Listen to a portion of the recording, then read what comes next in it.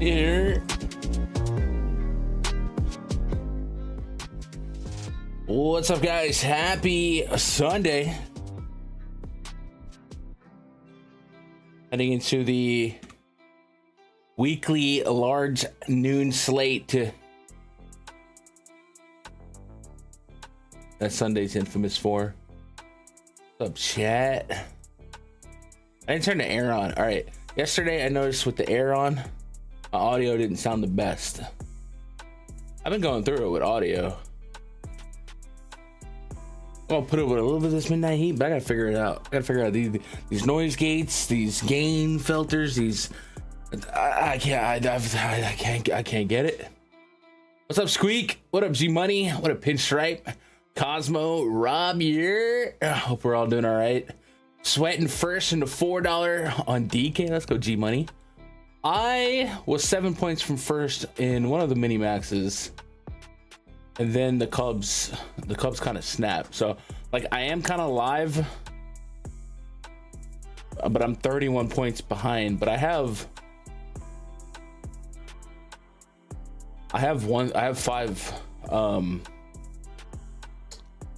five Mariners. And J-Rod just got some points. So I got J-Rod, Rosarena, Polanco, Rowdy, and Rally. Looking in front of me, I was kind of a 2v2 versus another guy with a Mariner stack. He had Mastroboni and Luke Raley, and I had a Rosarena and Rowdy. But then the Cubs shook things up right before I went live, and the Dodgers put out Miguel Rojas. I do have Ohtani in that lineup, but I assume I don't know. I saw them make a bunch of defensive substitutions, but maybe Ohtani's just DH, and so he'll go out there and take a swing. What put you up at the top? G Money? Mine is a random Mariner stack, which it was my best lineup before that game started. It's just a five-man Mariner stack, and the three fills was an Ellie De La Cruz homer, an Isaac Paredes homer, Kyle Hart, Andrew Abbott, and then Ohtani. Do you factor in opposing pitchers' walk percentage when choosing stacks, or just purely batted ball data? Kinda. The spreadsheet gives me a stack rating for teams, and then you kind of translate the stack rating into like a probability of that being the best team. I think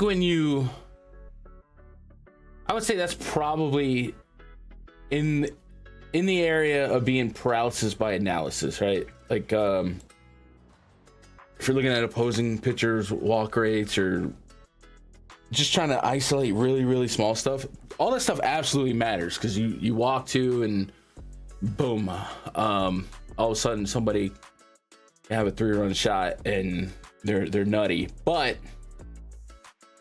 every night, maybe look at the last couple of nights and kind of just look at the winning stacks and how they got there. A lot of times you wouldn't reasonably get there pre-flop with the humanistic thinking.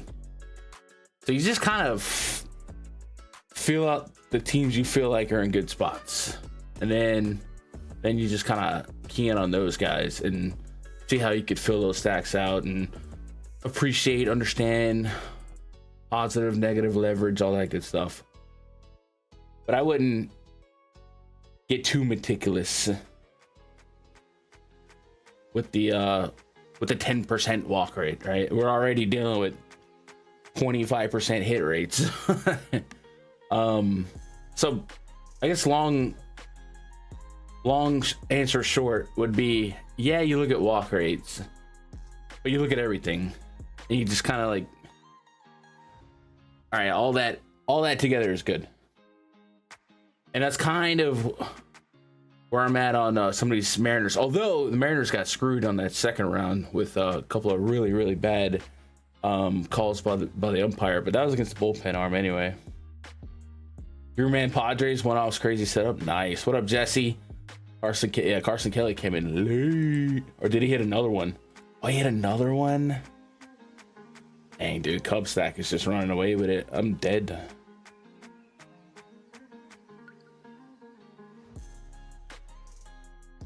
It sucks when the nut stack gets a couple of innings against position player pitching, and you're like, well, I don't have that. But yeah, Cubs were real nice, and I think a lot of people, you give Roki some respect. And to Roki's credit, and this will go into what you were just asking, Cosmo. Like the Cubs stack went nuclear on the bullpen. Roki went 5-1 Ernie. You know what I mean? We can only account so much for who's coming in out of the pen and how they're pitching. But Luis Garcia comes out of the bullpen for the Dodgers. He gave up 4. Ben Kasparius gives up 6. And now you got Miguel Rojas, a position. So the paralysis by analysis on looking at Roki's walk rate really wouldn't have helped us here, one way or the other, because this is all kind of bullpen made. That's baseball, Susan. So this Cub stack is the stack of the night. And I don't want to say people luck box into it, because the Cubs, they were like second in runs. Like, it was a good offense, but it wasn't because of Roki and half of the game. So you get the second half of the game, which you really can't account for, which is why sometimes you gotta get lucky. Every night, I think every baseball tournament I've ever won, I've got really lucky with something stupid.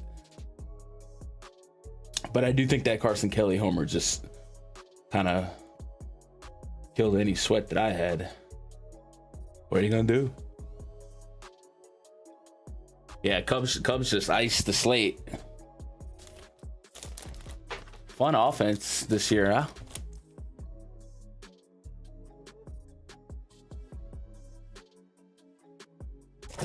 I'm running out of water. Well, there's always tomorrow. And tomorrow is today. All right, guys, you know the drill. We're going to be filling out the MLBgrind.com premium spreadsheet, previewing all the games, all the starting pitcher matchups, loose look at weather for Sunday, April 13th, 2025. We got at least a 10-game main slate on DraftKings starting around noon. So we got some work to do. If you guys want to buckle up, hit that thumbs up.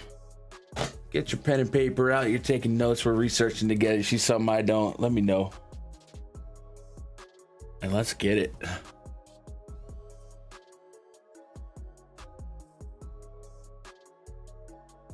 I could, all right.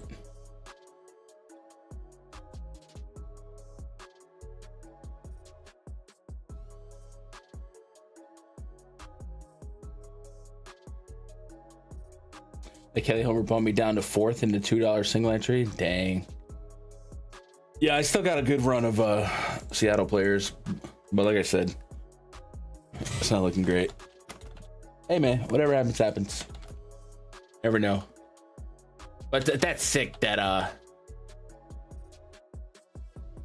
it's sick because we don't have them. You know, you got the Cubs. This is juicy. You got the Cubs stack right now. You're like, yeah, give me Miguel Rojas. But they have literally gone absolutely nuclear off of the bullpen and a position player, and that is the cruelty of baseball DFS sometimes. Yeah. Orioles and the Blue Jays battle the American League East.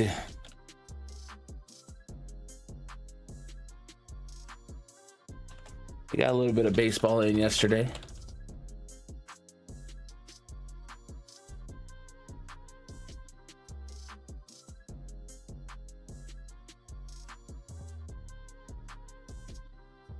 What up, Marco? Appreciate those. Appreciate that. Yeah, watch hours are actually coming up way faster than I thought they would, dude. It blows my mind that dude, I did a 3-hour stream yesterday. Do you know how stupid that is? 3 hours. And people are tuning in. I did make sure to go back and timestamp that. That way people aren't clicking around. What up, Edwin? We'll be doing all right. Blue Jays got a 4.1 run total. Orioles 4.6. Jose Barrios taking on Cade Povich. Lefty versus righty. Barrios on the season, 8.1% swing and strike rate. A 21%-ish K rate. God dang, dude. Open up the DraftKings Sportsbook. Coming into this season, he is carrying, or coming into this game rather, he is carrying 3 seasons strong of really juicy splits against lefties if you are looking to go grab some lefties. And luckily for Orioles fans, there's going to be a plentiful amount of left-handed hitters in this lineup. Barrios, a 3.4 xFIP this season to lefties. Last year 4.3, year prior 4.1. The long ball has absolutely been a problem for him. And here in Camden, they made park adjustments with the left field wall. Gonna be in the high 50s out there. Looking like a great spot for the Orioles offense. Although just a 4.6 run total, a little low than what I would expect, but whatever. Cade Povich on the bump for the Orioles, 5.49 expected ERA on the season and 10 innings pitched. Last season, the expected ERA was over 4. The overall strikeout rate, man, 25% really doesn't line up with an 8% swing and strike rate. So maybe a little bit of luck there. I guess, you know, I was telling myself yesterday, I just went too stupid with the research. No amount of research is really going to make us want to pitch Cade Povich against the Blue Jays. But when I see numbers like 8% swing and strike rate and a 25% K rate, like I want to explain in my mind why the freak he's got so many strikeouts when some other data says that maybe he shouldn't be getting that many strikeouts. 406 xFIP against Kansas. We got a ton of strikeouts against Boston. In that game, he had just an 8.5% swing and strike rate. What's his called strike? 18%. I mean, I guess he is getting a lot of called strikes. High barrel rate. I'm not pitching Povich here. All right, interest rankings going to be Orioles and Blue Jays. Offense from this game. Dude, I don't know what it is, but Jose Barrios, man. I guess his yesteryear talents really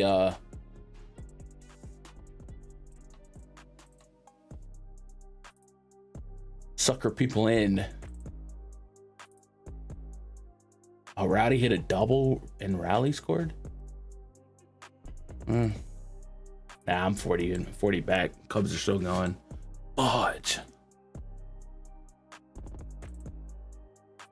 But it feels like Jose Barrios always picks up steam for no reason lately. I don't think he's going to pick up steam against the Orioles. Let's go pull up betting odds. Let's see if we got anything on Barrios yet. Let's see. Strikeouts thrown. 4.5. 3.5 for Povich. Yeah, neither one of those are anything we want a piece of. About 17.5 is the line for Barrios outs. Povich is at 16.5. And enough weight on both sides, so we're gonna go, let's go put our K rates and our walk rates. So Barrios K rate, we're gonna give him 20% K rate with a 10% walk rate. So 20, 10 Povich. I'm not buying 25. I'm gonna go 20. I'll give him 21. 21 and 6. Then what did we say on outs here? We're gonna go 16 and a half or 17 and a half on Jose, 16 and a half on Ovich. And then tomorrow, when the time comes, we'll come and resweep that. Adley bomb. You like that? I got a 4-man Cub stack going.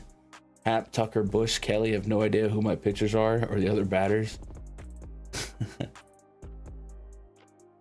Right, I mean, where you at, Josh? You got to be up there, dude. Team's got 3 touchdowns. Or is that? Oh, that game's over, yeah? Or no? Yeah, it's over. 16-0.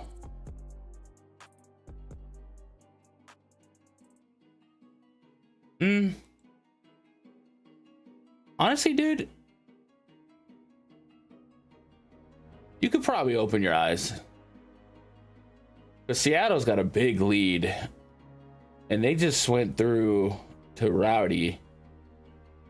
So, unless, you know, Mastrobuoni, Rivas, and JP Crawford like bat through, heart of the Mariners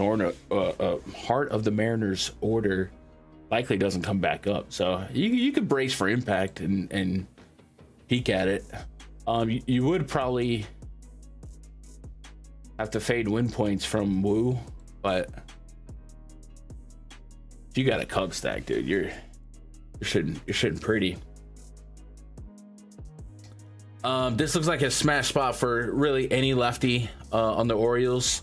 I know you said Adley bomb Cosmo. I'm with you. Like I believe in Adley.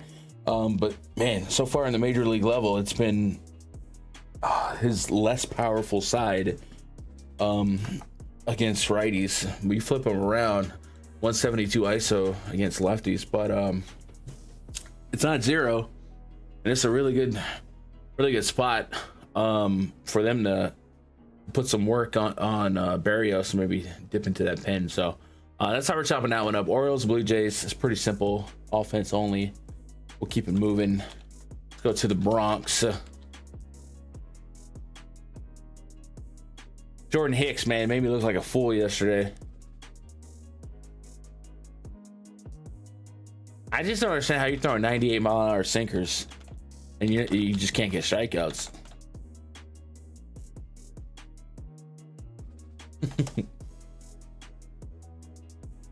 So the Yankees were pretty productive yesterday. Finally, in the midst of the pitching suckage, there is some solace in the offense. Like Paul Goldschmidt's just been that veteran great hitter. Judge is Judge. Bellinger's fine. Just stop eating wings. And then Ben Rice, when he took Soto's number in spring, I was like, I felt like there was some sting behind that. Like I didn't feel like it was just Ben Rice making that decision. And Ben Rice is looking truthful. Rest of this lineup right now, sputtering, but I think Chisholm and Volpe are gonna be streaky, but they got the tools. And then Jason Dominguez, he was born for this, so we'll be patient with them. We might get Giancarlo soon, but man, none of that really matters if we ain't got pitching. Carlos Rodon battling his former squad, and Logan Webb. The Yankees have a 3.9 run total. The Giants 3.8. Pretty low total on both sides here. 50 to 53 degrees out there in the boogie down Bronx. A lot of respect to both pitchers. Logan Webb deserves more respect, I think. His potential to boom or bust is a lot more narrow than Rodon, I think. Because Logan Webb is such an elite ground ball guy, putting the ball into the dirt at a 56+% clip to both sides of the plate. And that's how you stifle a power hitting team like the Yankees. So on top of that, he can garner some strikeouts. This year, a 30% K rate, not so much something I think I grab onto. I think he's going to fall closer to the 22-23%, but it's a good sign that he is able to go out there and get some strikeouts on top of some ground ball stuff. So I think this Yankees lineup is a lineup that will offer strikeouts as well. Aggregate 24% K rate against righties since the beginning of last year in this lineup, but they also draw some walks, which is not a big deal for Logan Webb. He's a pretty efficient strike thrower. So we're gonna rank this one out. We're just gonna go talent and numbers. We're gonna go Logan Webb 1. We're implying him for less than 3 earned runs. Likely gonna be a line at like 17.5 outs with money on the over. Let's go. That's just off my head, and there's not a line up there yet. So and then the curious case of Carlos Rodon. This guy is a little Jekyll and Hyde. When he's good, he's great. When he ain't got it, it's rough. In this Giants lineup, so far, when you put him in some hitter-friendly parks, we've seen him with some games in Cincy, in this Yankees series as well. Wilmer Flores, I read a stat yesterday, he tied Barry Bonds for most homers through X amount of games, which is, whenever you're in a sentence with Barry Bonds, that's a problem. I don't know that I'm buying into that, but Wilmer is somebody perennially, historically, we like him against lefties. So I'm actually going to put the Giants stack above Carlos Rodon interest for me here, and kind of go from there.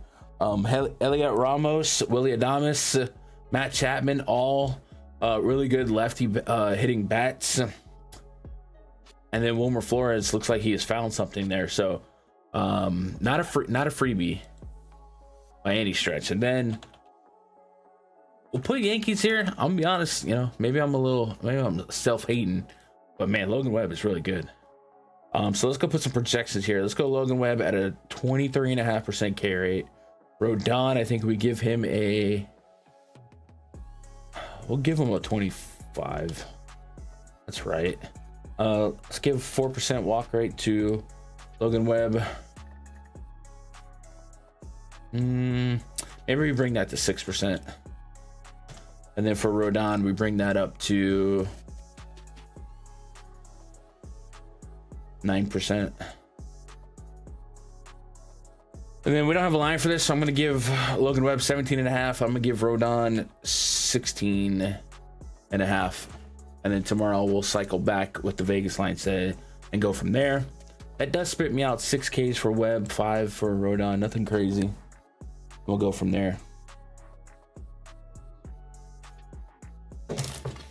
Adley destroys Barrios. Did he get him twice? Did they already get him twice this year?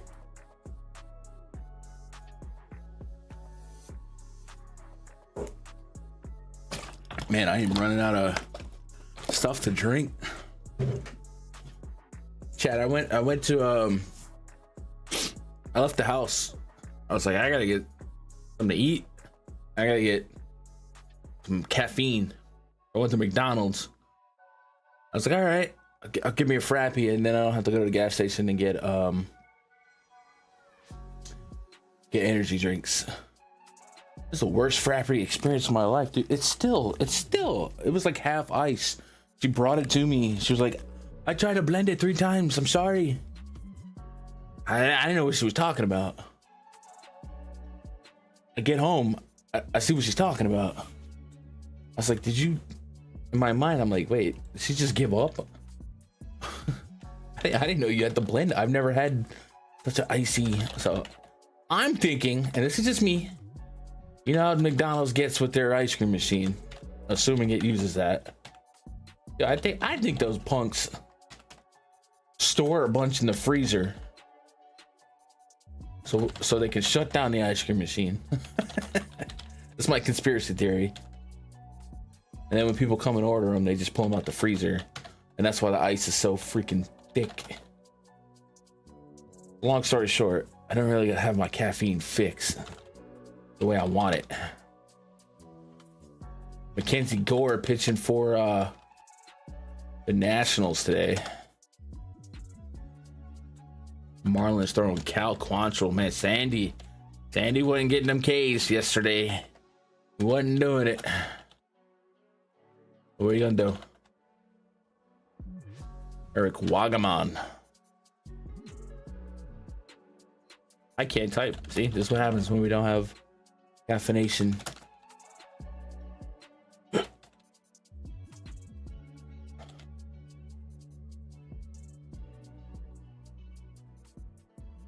It's a conspiracy I can get behind. What up, J. Cole? Jermaine Cole.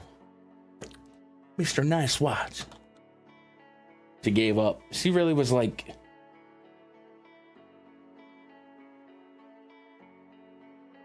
Here you go. There's Jake. The Cubs today are your promo for the bullpen usage tab. Kirby Yates, Blake Trinan, and Tanner Scott all pitched yesterday. Now today, Cubs go off on, yeah, just random nobodies. Usually you expect bullpen arms to be able to go 2 days in a row. But that was not the case. I guess we haven't seen them. I don't know. That ain't even me, man. What's up, Lorenza? Saw a video on IG where a dude had an ice cream cart and was rolling it through the McDonald's drive-thru selling ice cream to people. Bro, I don't understand the hoopla behind it. I did see some YouTube, and this is probably gonna be all in our algorithms now since I'm talking about it. But I did see a YouTube video where this guy was explaining how McDonald's has some contract with a specific ice cream machine and blah blah blah. It's so hard to fix it, blah blah blah blah. I was like, man, put the cream in the cone, man. Come on. Put the fries in the bag. 4.4 run total for the Nats, 3.8 on the Marlins here. Cal Quantrill, we're not pitching him ever, not even if there's a fire. And it's not warm and fuzzy to get behind the bats of the Nationals, but lately it's been a little bit more warm and a little bit more fuzzy. James Wood is looking like a problem. And then Josh Bell's shown a little pop lately. Alex Call, I think he was late scratched or scratched something, so keep an eye on his availability. And we've also seen Nate Lowe with a scratch lately as well. So just watch that. I think I'm going Nats Substack though. Just the elements here. Lone Depot Park versus a low run total.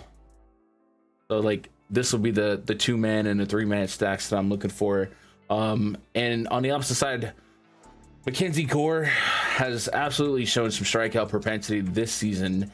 Let's do a little bit digging to see if that's sustained game by game. I know that Phillies game was a little crazy and potentially possibly influenced by shadows of the daytime.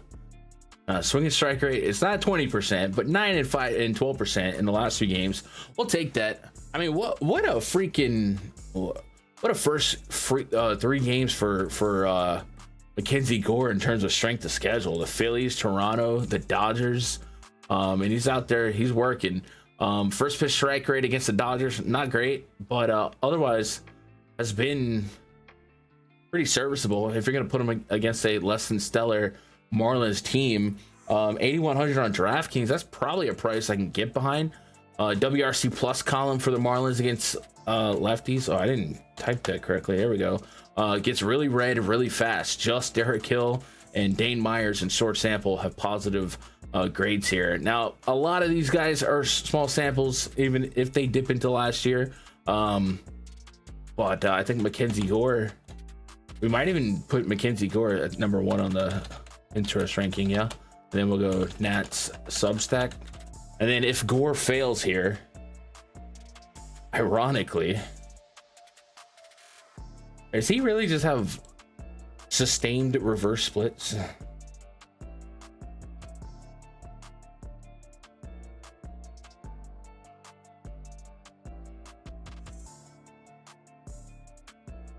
James Wood, baby Aaron Judge. Hey, you watch your mouth. You watch your mouth, okay? All right, just settle down. You would say 6 homers and 42. Yeah, he's Mackenzie Gore has a consistent track. Now we're talking 4 and 27 and Oh, that's 23 or 22. All right. Well, we're not gonna attack with Kyle Stars here. So we're gonna Gore Nat Substack. And if you believe in reverse splits, Mackenzie Gore has them since the beginning of last year. A better aggregate K rate, a better ability to keep homers, balls in the yard. Line drive rate still elevated, but that's how we're running that. No Quantrill, some Nats, some Gore, and that's all I got to say about that. Let's go put a projection on him. So for Gore, we'll give him a. I'll give him the 27% K rate, which is still taxing him. I'm not sure I'm into that 30% level. Then we'll go 16% on Quantrill. Walk rate on Gore. We'll go 8.5. Walk rate on Quantrill. Been solid, but we'll go 8.5 on both. And then we'll do Gore. I'm gonna put 17.5 for now. We'll see if there's a line that pushes out. We'll go 16.5 on Quantrill, but Quantrill's probably gonna be 17.5 too. No, he's 14.5, and he's 15, but 17.5 on Gore. So we could swap that. We can go 18 on Gore and 15 on Quantrill. With that line on Mackenzie Gore, it spits out 6.3 strikeouts. But is his line at 5.5 or 6.5?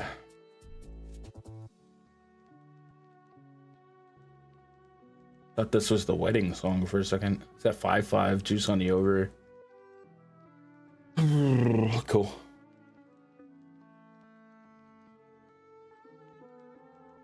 Mackenzie's coming to his own. Yeah, Mackenzie's looking good. And like I said, I can't even be like, it's the White Sox, it's the Rockies, man. You gave them three teams. Phillies, Blue Jays, Dodgers, dude. That's GG's. GG's. All right, next up, we're going a lot faster tonight than yesterday. I don't know what got into me yesterday. It might have been the reunion with the old Mangs.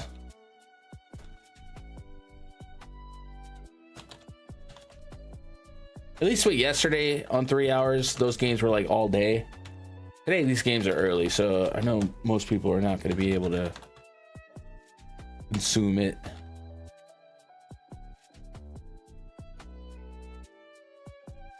Well, somebody told me that YouTube has 2x speed.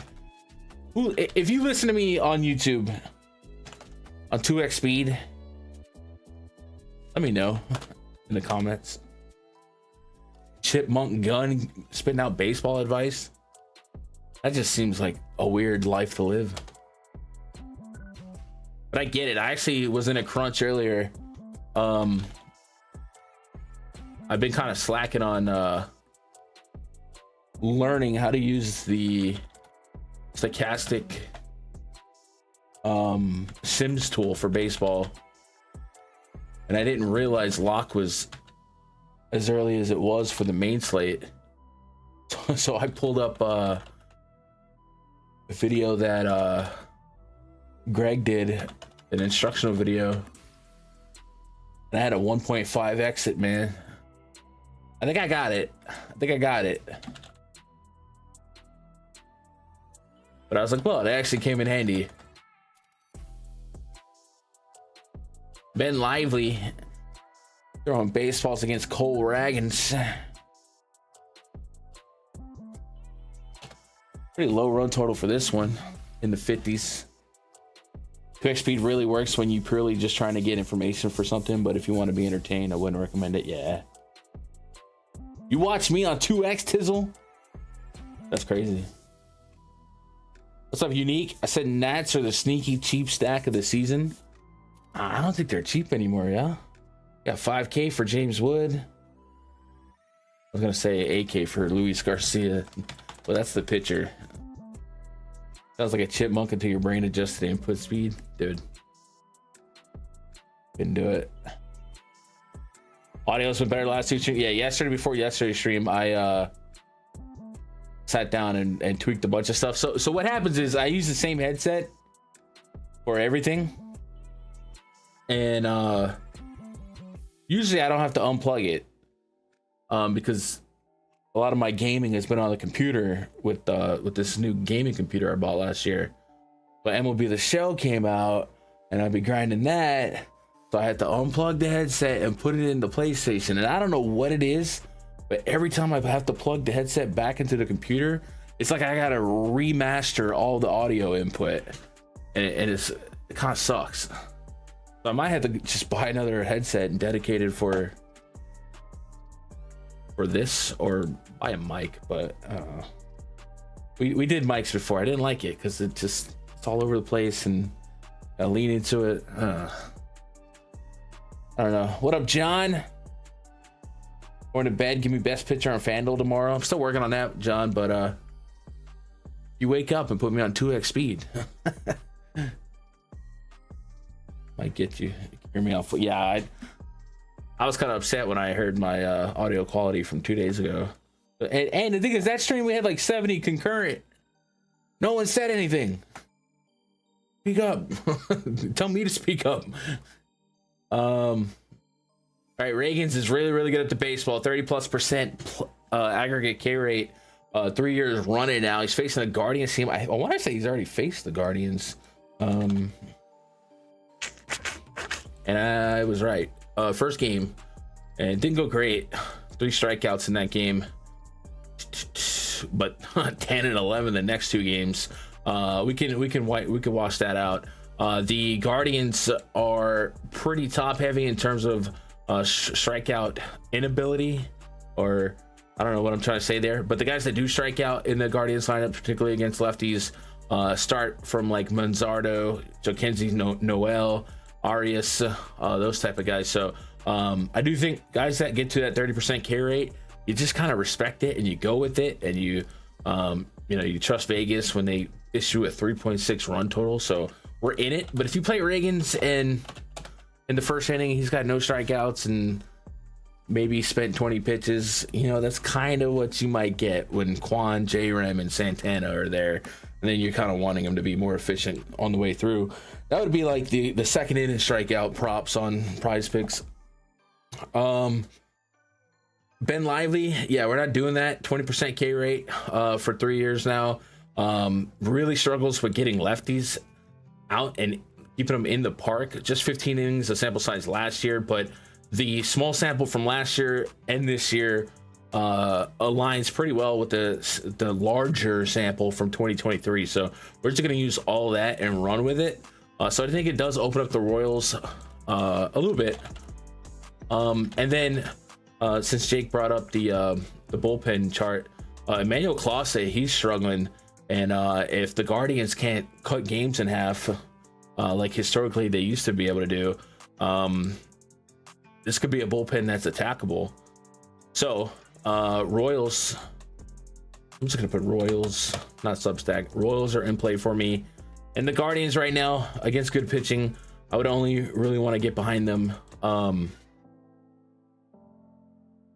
in small bits. So it would absolutely be a Substack, and it would be J-Ram, Quan, guys like that. So Reagan's and the Royals are all that I really want from the surface level on this one. Let's go put a projection in for Reagan's.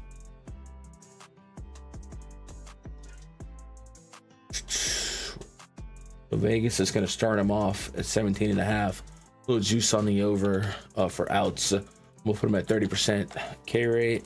Walk rate, we'll give him that 8.5 tax. And then for Lively, I'm gonna be nice and give him 20, but it's really like 19 and change. And then walk rate for Lively, he's been walking lefties at a pretty high clip. In this lineup, it's gonna be pretty low, so I'm gonna go 8.5 again, but that could go up more. And what did we say they gave him? They didn't give him anything today. I'm probably just gonna give him 15 as a baseline here. Yeah. Go 15 outs as his baseline and go from there. 6.7 strikeouts is what the model gave us on an 18 out projection. So if it's at 5.5, I'd maybe look at it. But if it's at 6.5, I'm probably not that interested. It's at 6.5. Little lean on the under, so they can have it for now.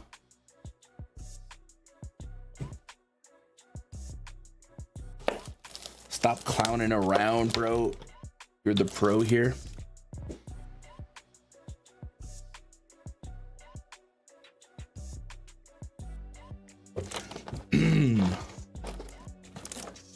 Yeah, I don't know what that means. Thought it was the Fanduel $2, but as soon as I get these pitcher points, I'm taking down the $1 single entry on Fanduel. Nice. Hey man, yeah, no, that's good. First place is great.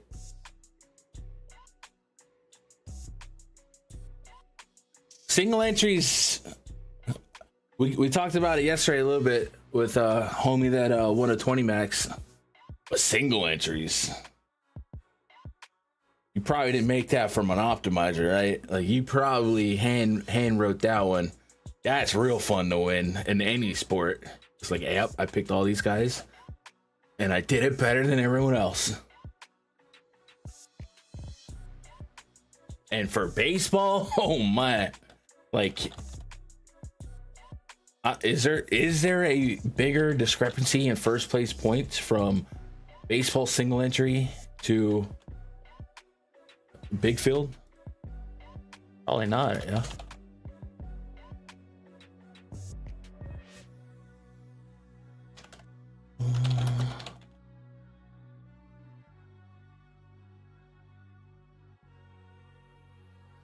Hunter Green taking on Carmen Majinski.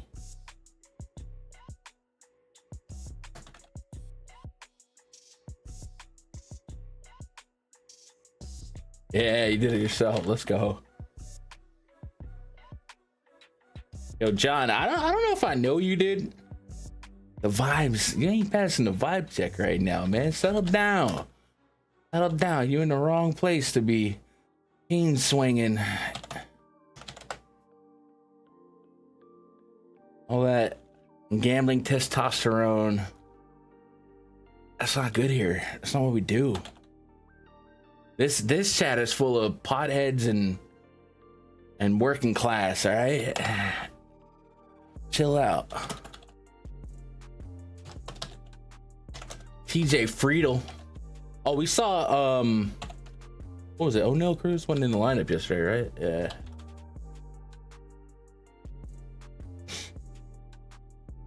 All right, let's get him out of here.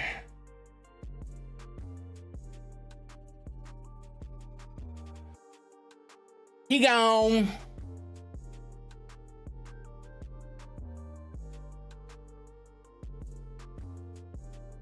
Hope John's day goes better tomorrow. Seemed like a grumpy one.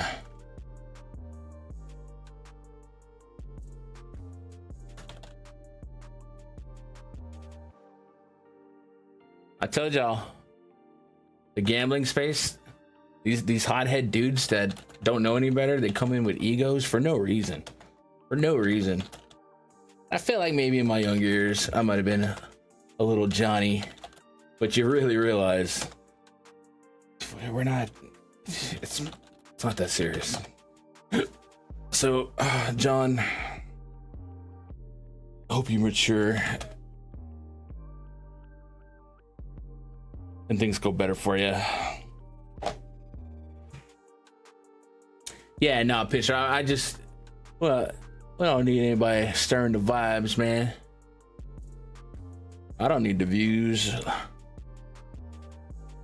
3.3 run total for the Pirates, 4.4 for the Reds. Hunter Green is a beast, and man, what a season he's putting together.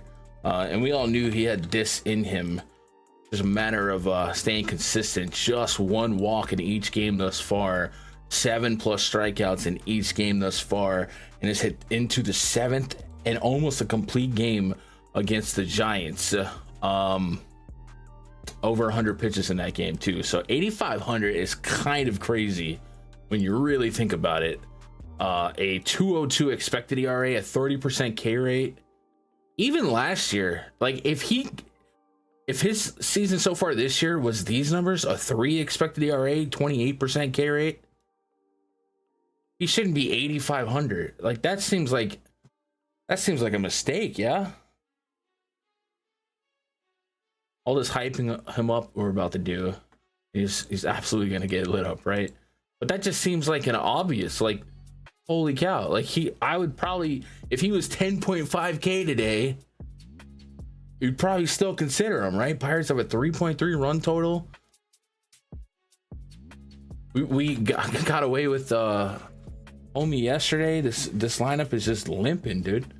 So that's a mistake price on DK. I mean, that should make him one of the highest owned players on that slate. So we'll do that, and then we'll do Reds interest. Majinski, a 4.28 expected ERA, a sub 10% swinging strike rate. Room for improvement on that one. Last year was over 10%. The K rate still just a 22%. So not like he's been a gas can, but there are enough holes in his game. The walk rate to righties is pretty alarming. I think our favorite Reds bats are lefties. But I think because of the ballpark, it's a day game. We got to have some interest in the Reds. And then I want to have, I always say, you know, stack the ballpark. If the Pirates project at like less than 3% own, just because of the park in the daytime, and we get like the best Pirates lineup they could offer, which is Sawinski, Reynolds, O'Neill, which I don't think that's what they offered yesterday, then I would feel like I would want a little piece of that just in case. But as of right now, I gotta see that lineup. So let's go put some projections in here for Green. I'm giving him that 30% K rate, and I'm gonna give him a 7.5 on the walk rate, and I'm gonna give him 18 outs. Majinski inversely, let's go back to last year's 22 baseline K rate, and then walk problem to righties is a real thing for him. So I'm gonna go 9. And then do we have an out projection for Majinski? I don't see one. So I'm thinking we go 15. Jesus.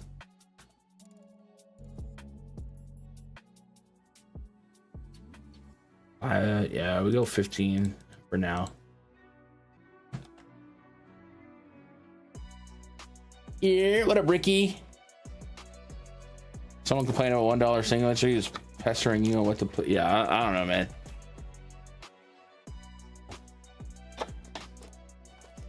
All right, that's it for the gallon of water. We don't you know, give it too much attention. Whatever.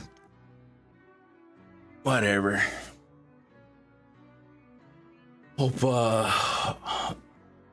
that ego erodes, man. This is not the spot for it.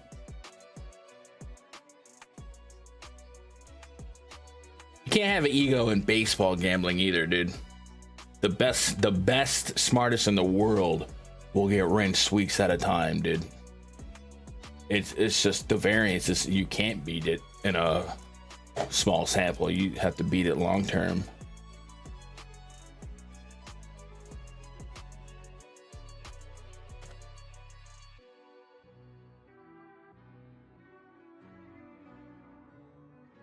Braves and the Rays, man. Drew Rasmussen made me proud yesterday. On my strikeouts. Braves lineup. Still a little limpy. Still pretty contingent on Marcell Ozuna.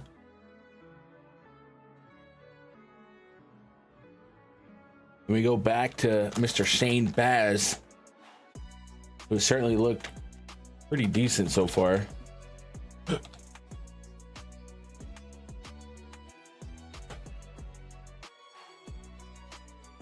Should someone taking down like 4 dime contests just get 30 from those? Yeah, I mean, I don't know what he was looking for there. Was he looking for other people to join in and be haters? I don't care what you did. If you can win if this whole chat was in a contest for $0, whoever, and it was a single entry, whoever won first, I mean, that's pretty impressive in baseball, dude. I don't care what it is.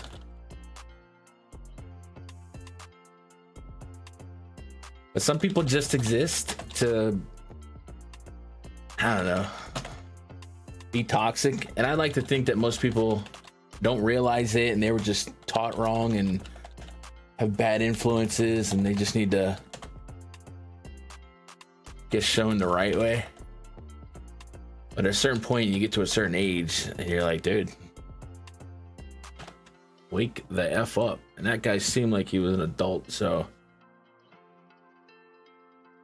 I don't know, it's never too late to mature, I guess. Rays 4-run total, 3.7 for the Rays. Man, I saw a pitching matchup here between Baz and Sale. So Chris Sale, the swing and strike rate's still there. The barrel rate's a little bit elevated. Now he has run into a couple of good teams. Phillies, Dodgers, San Diego. I mean, there's between him and Mackenzie Gore, I mean, the strength of schedule off the rip is it's pretty crazy. The Rays, I did it again. The Rays against lefties. I got 2 green WRC pluses. One of them was Curtis Mead, so it doesn't really mean much. And then the other was Yandy Diaz. I think Sale's definitely in the mix here. And then I think we're gonna definitely get Shane Baz going. And this is gonna be a weird spot where we're interested in 2 pitchers in a hitter-friendly park.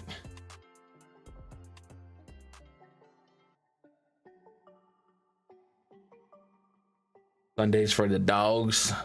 I don't know who's underdogs these days and not right now, bro. Freaking Dodgers just got shellacked by the shillelagh.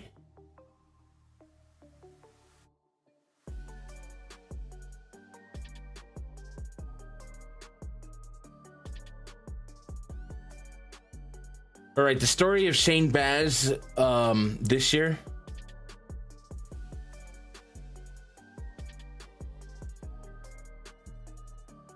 Is I guess he's picked up a little bit of velo. 96.7 mile an hour average fastball. That's up 1 from last year. He's using the curveball a little bit more this year than the slider. But either way,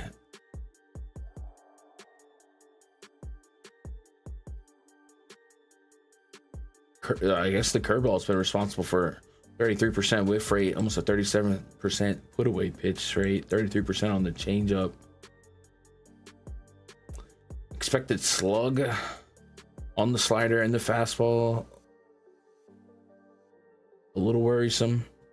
But the strikeout stuff is there. And this is a strikeout team. We saw Rasmussen do it yesterday.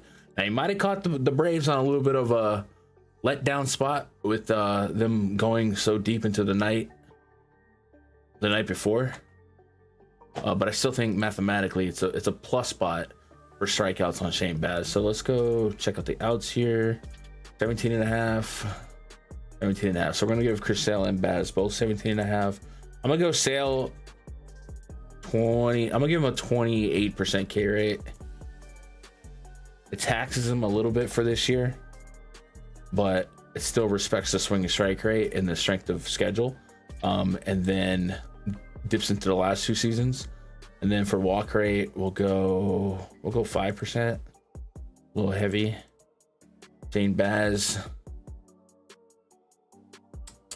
I'm gonna meet halfway to last year's metrics and go 25% with a 7% walk rate. So 25 and 7. And then for Sale, we're gonna have 17.5 outs for both these guys, and that'll be our baseline for them. Got a lot of aces today. With the Braves will trade back Chris Sale for Vaughn and Grissom. No. What?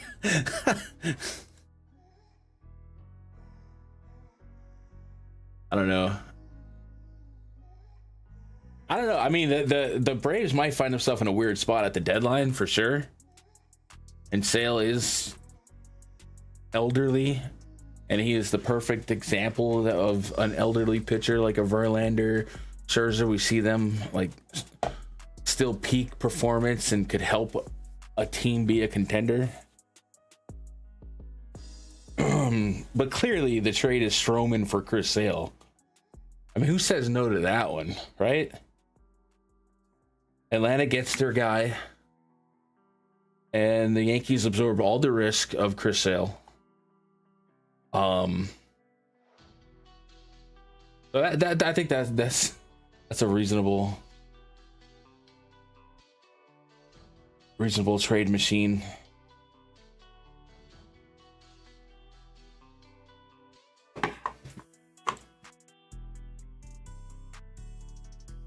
Remember when Sale's on the White Sox and he cut up all those jerseys one day? Playing DFS that day was kind of weird. He's like, I don't like these jerseys. And then he went back with a knife and started cutting them up. You could do that?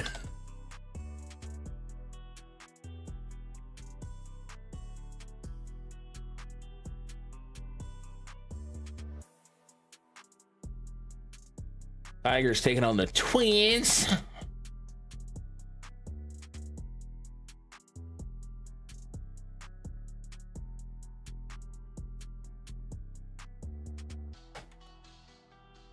Casey Mize toeing the slab for the Tigers. We've been seeing a lot of young pitchers that I know are good.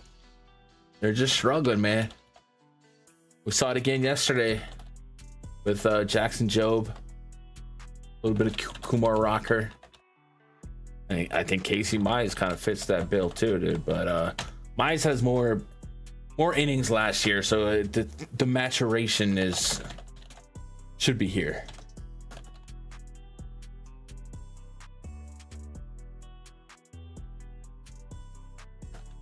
The Jays depress you?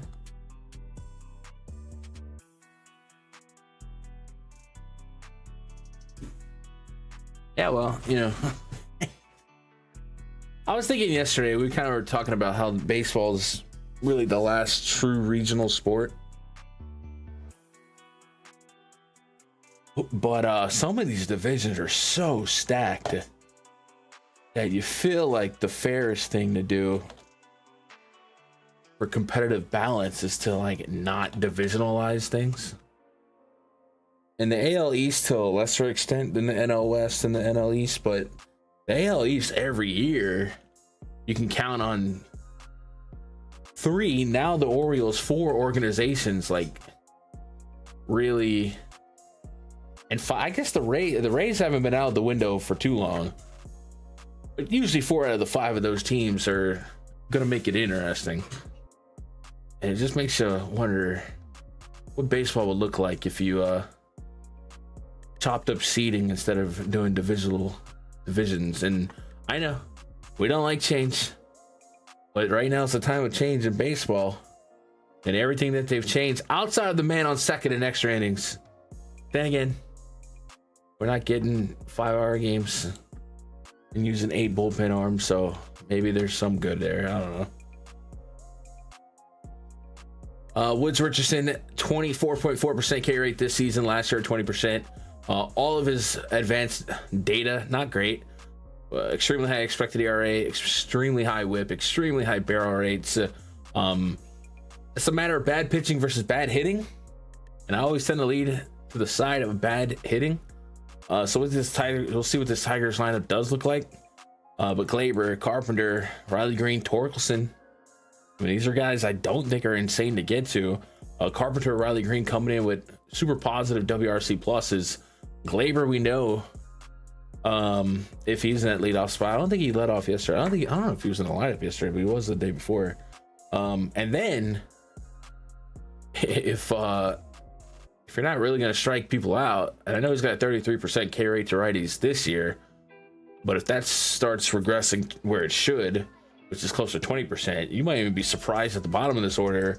The dinglers and the Javi biases get a crack at the bat. And this target field, believe it or not, is offensive friendly over the course of the last couple of years. And a 103 overall offensive factor, a 109, 9% above average in home runs, 6% above average to lefties, and 11% above average to righties. So might be a sneaky spot. The temp out there in Minnesota in the 60s. Not crazy, but not freezing. Casey Mize is the clear better pitcher, but is he going to look more like last year's Mize before long?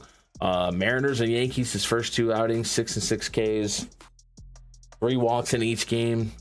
That's not what you want. That might be alarming. The 5.29 xFIP to righty so far with the 176 average. So looking like he's a little bit on the lucky side.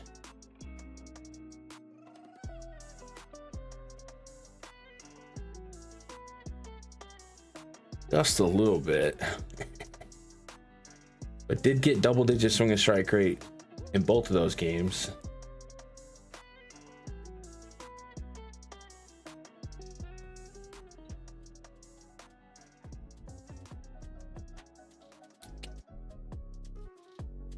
Metrics of the Seattle game look a little, let's say a little better, but had a 91 BABIP in that game, 267 against the Yankees. I would say we slow down a little bit by buying too much into this year's stats. I do think he's one of those pitchers that is going to definitely be better than last year. But I don't know if the progression is this rapid. The 4.1 Sierra. Yeah. So I think we go Twins, Tigers.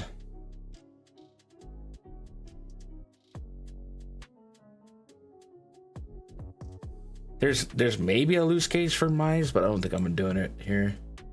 Let's set a projection. If possible, we don't have outs, so we'll do it manually for Mize. I'm gonna punch him a 20. I'm gonna give him a 21% K rate. I'm taxing him, and then a 10% walk rate. He's got to find the zone for sure. 21 and 10, and then Richardson. Jesus, I'm going 22K, 10%, 10.5, 22, 10.5. And I'm gonna go 15.2 for Mize, and I'm gonna go 15 for Simeon, Woods, Richardson on the out column. We'll go from there. Man on second in extras is doo-doo. Yeah, it's maybe you do man on second after like the 13th inning. You know what I mean? I don't know. Maybe you just have a best of 10 home run derby. Like a NHL shootout.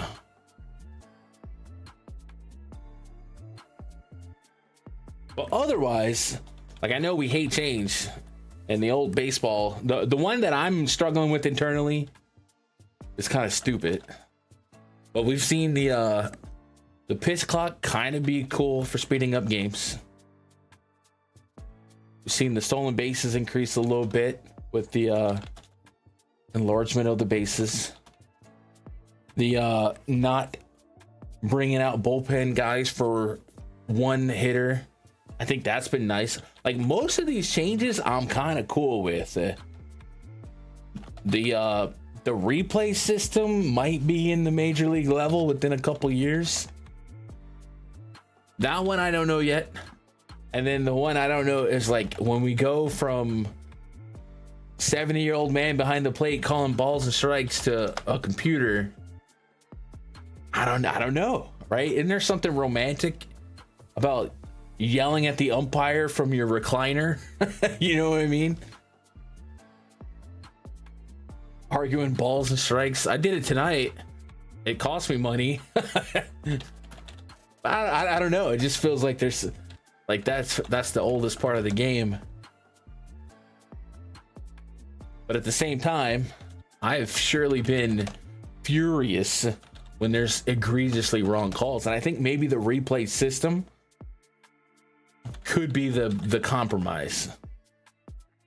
Right? You can still get squeezed or make pitchers pitches and understand the zone. But a pitch that's 3 inches off the plate getting called a ball or a strike, then you tap the old head. So maybe something like that. 4 runs for the for the Angels, 4.8 for the Astros. Extra base halfway to home. Let's do 5 outs. Stay with me here, y'all.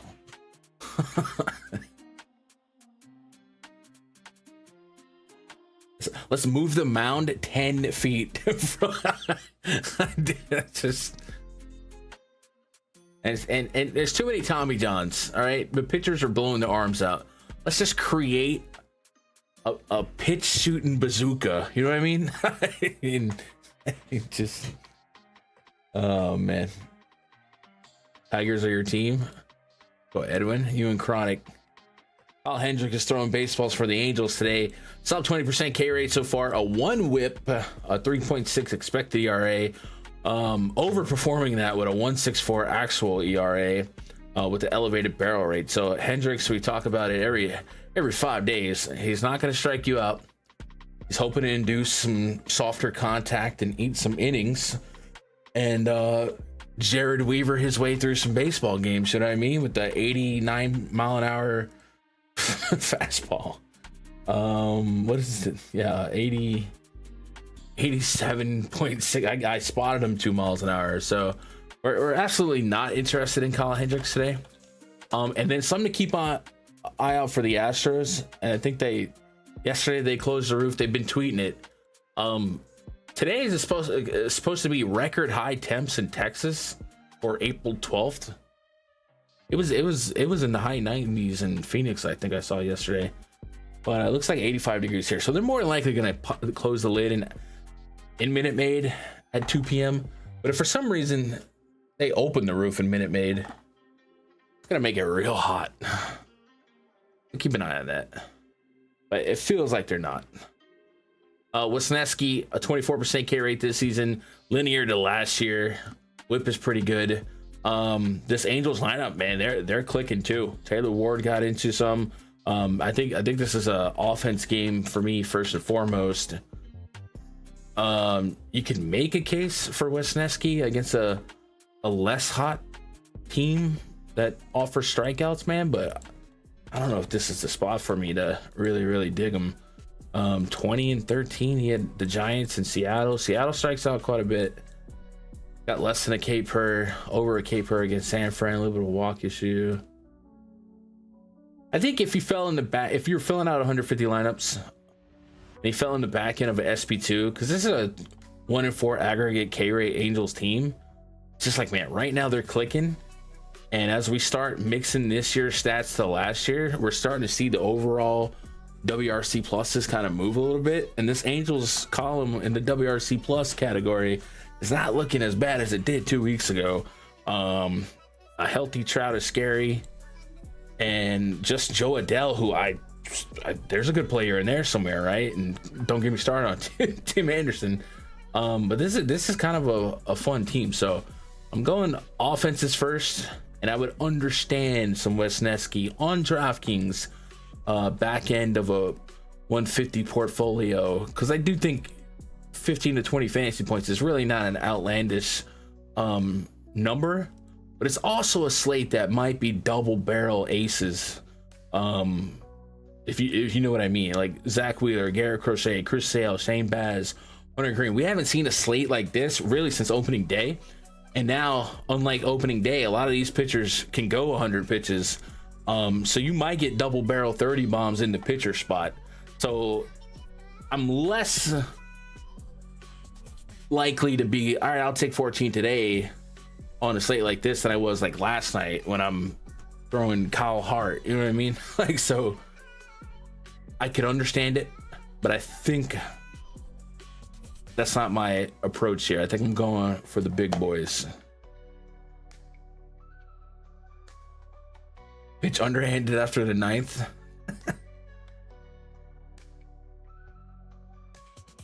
Oh, I say we home run derby it off, but your best hitter has to bat opposite handedness.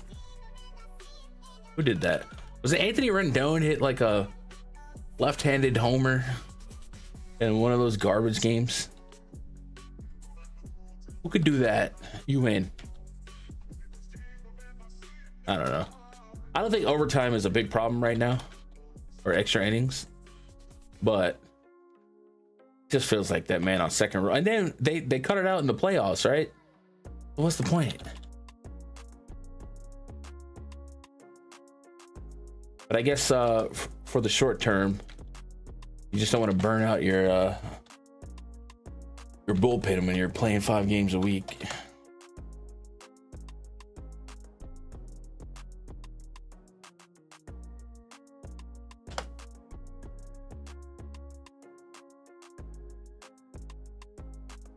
Battle the Sox. All right, who's that? Tizzle Man?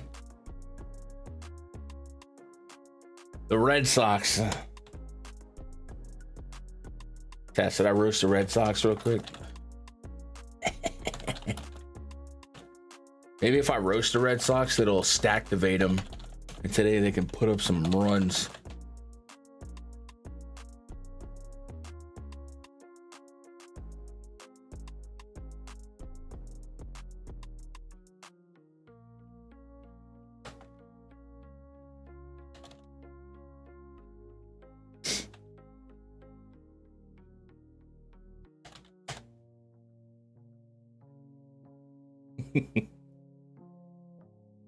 Now, can I wake him up?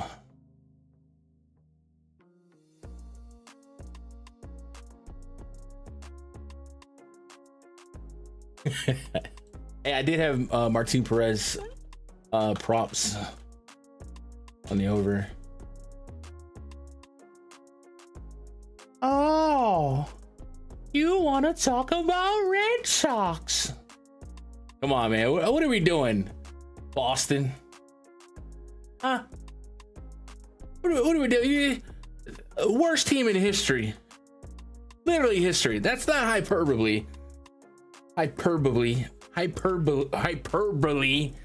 can't even speak. That's how flustered the Red Sox make me feel. You'd rather get swept by the worst team ever? A team you let score 11 on you? Look at this. This team should not be struggling. Jarren Duran, Rafi Devers, Breggy, Casas, Story. This team is nasty. And then you put the White Sox on the ropes to bring in your shiny new toy, Aroldis Chapman. Great pickup, by the way. What's he do? Blows the game. You couldn't get Dick Fitz the run support he deserved. His bullpen is band-aided together. And if you're gonna have sucky bullpen pitching, you need to put up more than 2 runs. And you need to do it against the White Sox. This division's too broken for you to lose games you're supposed to win. Against Martin Perez, Penn Murphy, Mike Tizzle. I don't know how you do it. I don't know how you can support a team like that. Rafi Devers. I'm a third baseman. I play third base. That's the position player equivalent of Marcus Stroman. I'm a starter. Come on, man. Wake it up. Do not get swept by the White Sox. You get swept by the White Sox, bro. I think you automatically have to send Garrett Crochet to the Bronx. Like I just think that's the only way. That's That's the only way. 4.4 run total for the Red Sox. We'll see about that. 2.8 for the White Sox. I'm going to type the name Garrett Crochet as the top in the interest ranking because it makes sense. But to the White Sox credit, in this projected lineup, a little bit scrappier in the strikeout department. And this season, Garrett Crochet hasn't been in that 30% strikeout clip, but he's been kind of up and down. And his up is really up, all the way up. Baltimore, 8 innings, 8 Ks, and he's exceeded 100 pitches in back-to-back games. And I don't know, man, after looking at this bullpen yesterday, if Crochet's through 8 with a lead, Alex Cora might just send him back out there, god dang it. But Crochet's at the top of my list as far as interest goes. Red Sox have to be, on paper, a team you're interested in. We got to play the numbers, unfortunately. Unfortunately, the eye test means nothing. 20% K rate for Shane Smith through 11 innings this season.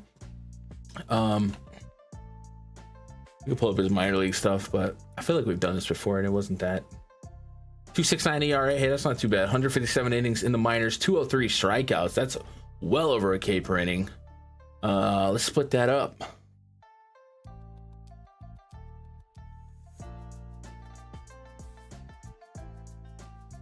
.46 innings against lefties, 48 Ks, and 136 average. I mean, that's freaking good. A 1.5 ground out to air out ratio, 13 walks, 3 homers and 40. That's not bad. 47 innings against righties, 65 Ks. That's really where we're juicing that K rate.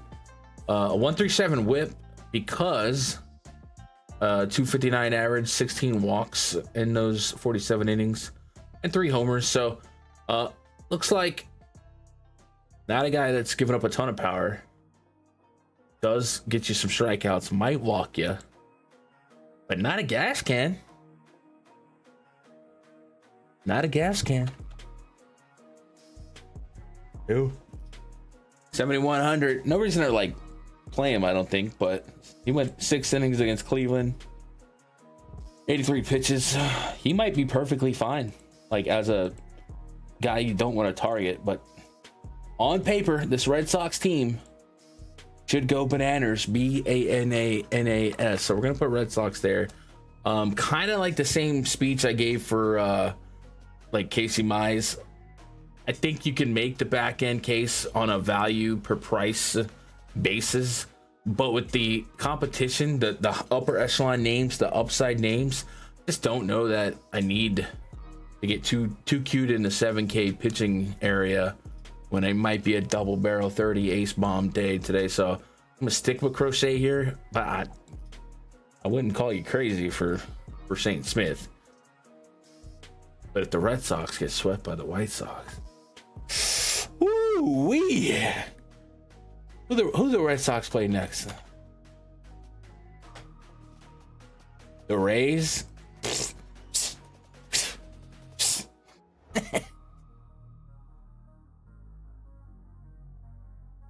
Underdog Saturday. Love Campbell though. Nah, realistically, like that's whatever. Cold stretches happen. Whatever, dude. I'm just having fun. Wilyer Abreu looks like a stud. Campbell got his extension right. 1 through 7 is just like nutty. Free flop. I mean, Casas too. Big swing, walk rates. They should be fine. Every team ebbs and flows. So we're gonna stack some Reddies, some Red Sox. We're gonna move it on. Next game, the last game, it looks like, of this DraftKings slate. Phillies.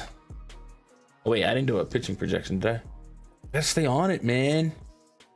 I didn't do a Hendricks pitch. What am I doing, chat?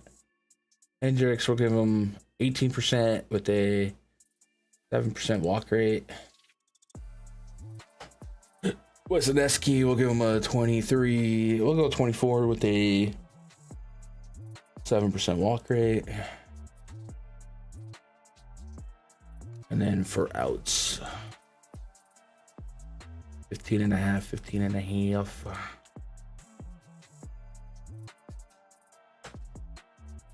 And then Mr. Crochet. Put him at I'm gonna put him at 28% K rate. So the swing strike rate is fine. I'm projecting that to go back up. And then the walk rate 9%. 28.9 for Crochet. And then Shane Smith. He strikes out a lot of people in the minors. 20% so far. I'm gonna give him 22. A little bit of credit there. And then let's go 8.5 on the walk. And does Crochet have a line? We got him at slamming the over on 17.5. So we'll put him at 18, and I'll put Shane at 15. And then Crochet, I'm gonna give him a couple points towards a quality start. I'm gonna give him 3 points for that. What do we got here? Hunter Green. I'm gonna give him 3 points for his. Cole Reagans.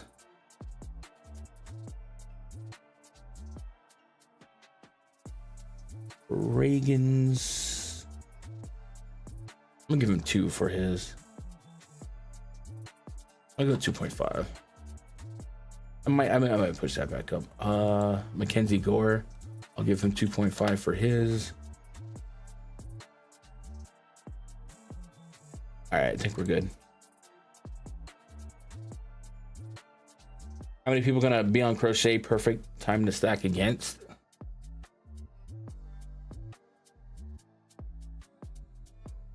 I mean, in the bubble of leverage, if you're just purely thinking leverage, sure. The leverage in baseball is a little bit tricky. Yeah, if it gets shelled, sure. But a pitcher can have a bad game at high ownership, and the opposing stack not necessarily be tournament winning. Like if a 9-10K pitcher drops 14 because he couldn't get Ks or he gave up 4 runs off of some walks, you know what I mean? Like it doesn't. The probability of a bad game versus the probability of an absolute explosion by the other offense versus ownership. And this is just, I'm not disagreeing with you. I'm just saying it stacking against a high owned pitcher that has a bad game is an insta cash. It does certainly create an opportunity for you to jump a large portion of the field, but that stack has to really produce. Basically, we're home run hunting or multiple stolen bases.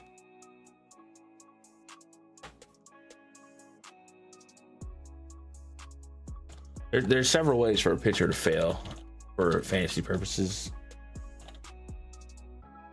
Drum blisters in the 3rd inning. But I would say that line of thinking, grab that energy and take it to like a small 3-game slate, right? Like if you really want to stack against high owned pitchers just for the sake of stacking against high owned pitchers, I think that has a higher top 1% rate on the small slates than it does the big slates. So you might be a 3-game slate demon if you ain't scared to do that.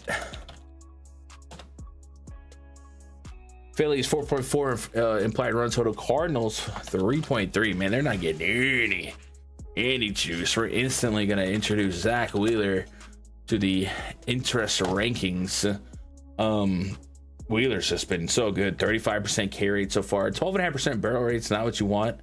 And we played a couple clips from his last game. A little bit of bad luck defense to boot. 2 home run per 9 so far this season. We know that's more than likely going to regress. We're gonna likely see an increase in his ground ball rate to righties. He does have a little bit more red against lefties, and this Cardinals lineup is much more balanced nowadays than it used to be. But it's not like he can't get lefties out. 26 to 30% K rate from last year to this year. So yeah, everything makes sense about Wheeler in a super plus pitching park out there in St. Louis. The temps around 70 degrees. Now it does look like this could have some wind influencing things, but it looks like the wind is a little bit more neutral. Like it's 18-mile-an-hour winds, but it's blowing right to left.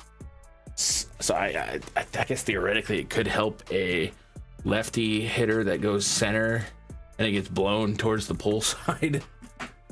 But I'm looking at the Philly side for that. Liberatore, 22% K rate so far this season, pretty in line with last year. Most of the metrics, nothing's too crazy. More positive against lefties than righties. The righties we get diminished down to 20%, but the Phillies, some of our favorite bats from them are lefties, the Schwarbers, the Harpers, and Bryson Stott, who we've seen him lead off some games.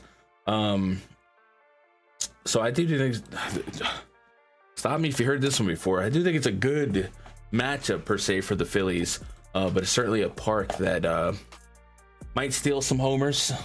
The positive weather out there too, at least temperature wise. So we'll go Wheeler and Phillies. And for Cardinals, I don't think I'm too intrigued. If I'm looking at Wheeler specifically on what might get him, he has had a little home run problem to lefties, but I remember his home park is Citizens Bank, so a little comparison to Wheeler's homers via park. Just kind of see if Busch Stadium would really solve some problems. Sometimes it doesn't. Sometimes you'd be surprised. The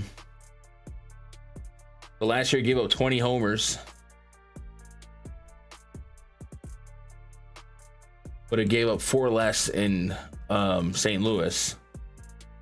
But this is what I'm talking about. Ironically, he would have gave up 1 more homer in St. Louis than he has if all of his games were in St. Louis, unless we've got like a home run robbery that I'm not accounting for. So it doesn't always help, but naturally, Citizens Bank versus Busch is a good thing. So we're going Wheeler, we're going Phillies. Let's get some picture projections in here. For Wheeler, I'm going to spit in let's go just straight up 30% K rate. And I think there's reasonable room to go above, but I'm kind of meeting somewhat in the middle to last year with a little bit more sample. And for walk rate, he has been walking lefties 8 and 9, so we'll go 8. We'll go 30 and 8. And then for Liberatore, I'll go 22 and isn't drawing any walks so far, so I'm gonna go 7. I'm gonna go 7. 22 and 7. I imagine Wheeler's gonna be straight up 18, and Liberatore, I don't know. Liberatore's at 16 and a half. Yo, we're at 18 and a half. But the juice is on the under, so 18. Called it. Then we'll go 16 for Liberatore. And then we'll give Wheeler 3 points towards a QS in that column. We'll go from there.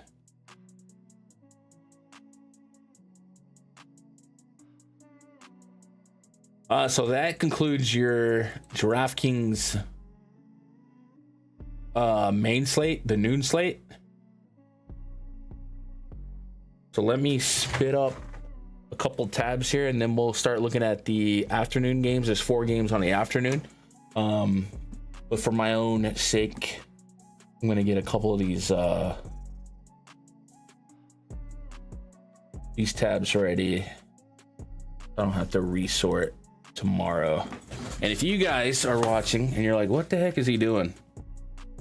Well, I'm really just dressing up the MLBgrind.com VIP spreadsheet. And this type of manual input and research and studying is done every night by me. I've certainly had some help creating some of these tabs and some of these codes. Shout out Jake and Cam, and we might have more stuff coming for y'all pretty soon. But some days you can't sit down and consume 2 hours of content, 3 hours of content. So to have a research aid, a study tool, if you like to be a little bit more hands-on with those decisions, it is there for you behind the paywall at MLBgrind.com. And we also have a Discord in which you'll see me spewing tilt all day, and you're welcome to jump in that. And we offer the index portal, pitcher projections, the hitter projections, the bomb detector, The stack ratings. This is a new bit we did this year. It actually really liked the Cubs yesterday. Ironically, today it likes the Red Sox. So far, all this is night before. We're still waiting on the market to kind of iron out some prices. Obviously, we're waiting on confirmed lineups, and I haven't adjusted anything for weather. But so far, the stack rating really likes Boston, Minnesota, Baltimore. And what I've seen so far, with this stack tool, which is pretty new, anything with over a 5 rating is worth taking a look at.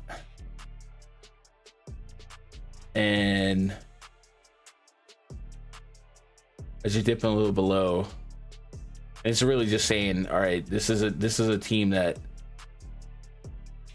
pre-flop looks like you can grab 4 or 5 guys from pretty commonly, and then you just kind of understand the variance of baseball. It's not always going to be like that. Let's go projections.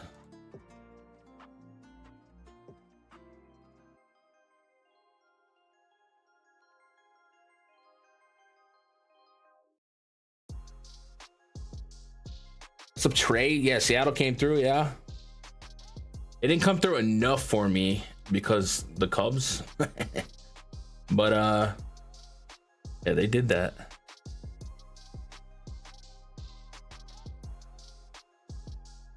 Appreciate that. What up, James Barrett? Hope you've been all right, dude. Dude, do we really got 40 people at 1 a.m. Eastern? Get some help. Everyone stop right now. We all have gambling problems. I think we just need a group silent cry for help. No, I appreciate you guys. That's actually crazy. Especially since like most of these I schedule like an hour out. All right, I think we're good for main slate tabs here. We got the pitcher projections and stack rating. So now we can go enter these 4 games for the afternoon. Keep it moving.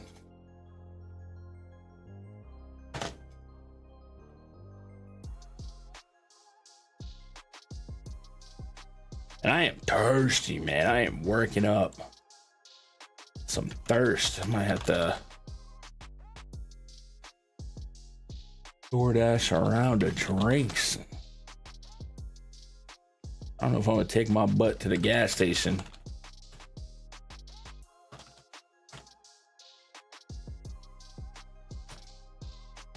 Always underestimate how much water I truly have left, or overestimate, I guess, rather. Athletics in the Mets, Senga. Taking on Luis Severino. Oh man, little revenge narrative here. Sevy actually went on record the other day and gave numbers, man. He said he wanted to stay. I think if the numbers were 2 years, 40 mil to stay with New York. And they were like, no. His agent said that they would only give him what Montas got or whatever.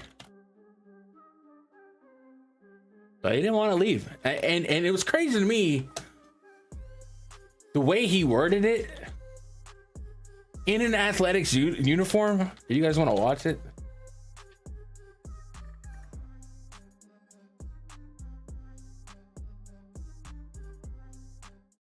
Ever make an offer in the offseason? I don't want to say they did, but I was trying to stay with the Mets. You know, man, sporting the uniform. I wanted to stay with the Mets. I could be asked for less money to stay there, but like I said before, I was not in their plans. So I was just, you know, at the beginning I was shocked, but at the end, you know, I knew that I was business, you know, and they need to take care of this stuff. When you say less money, less years too? I mean, Oakland gave you, 3 years? Yeah. I mean, I told my agent, I asked him, I stay for 2 years and 40 mil. Okay. 20 a year, you know. I was getting 22 here for 3 years. Yeah.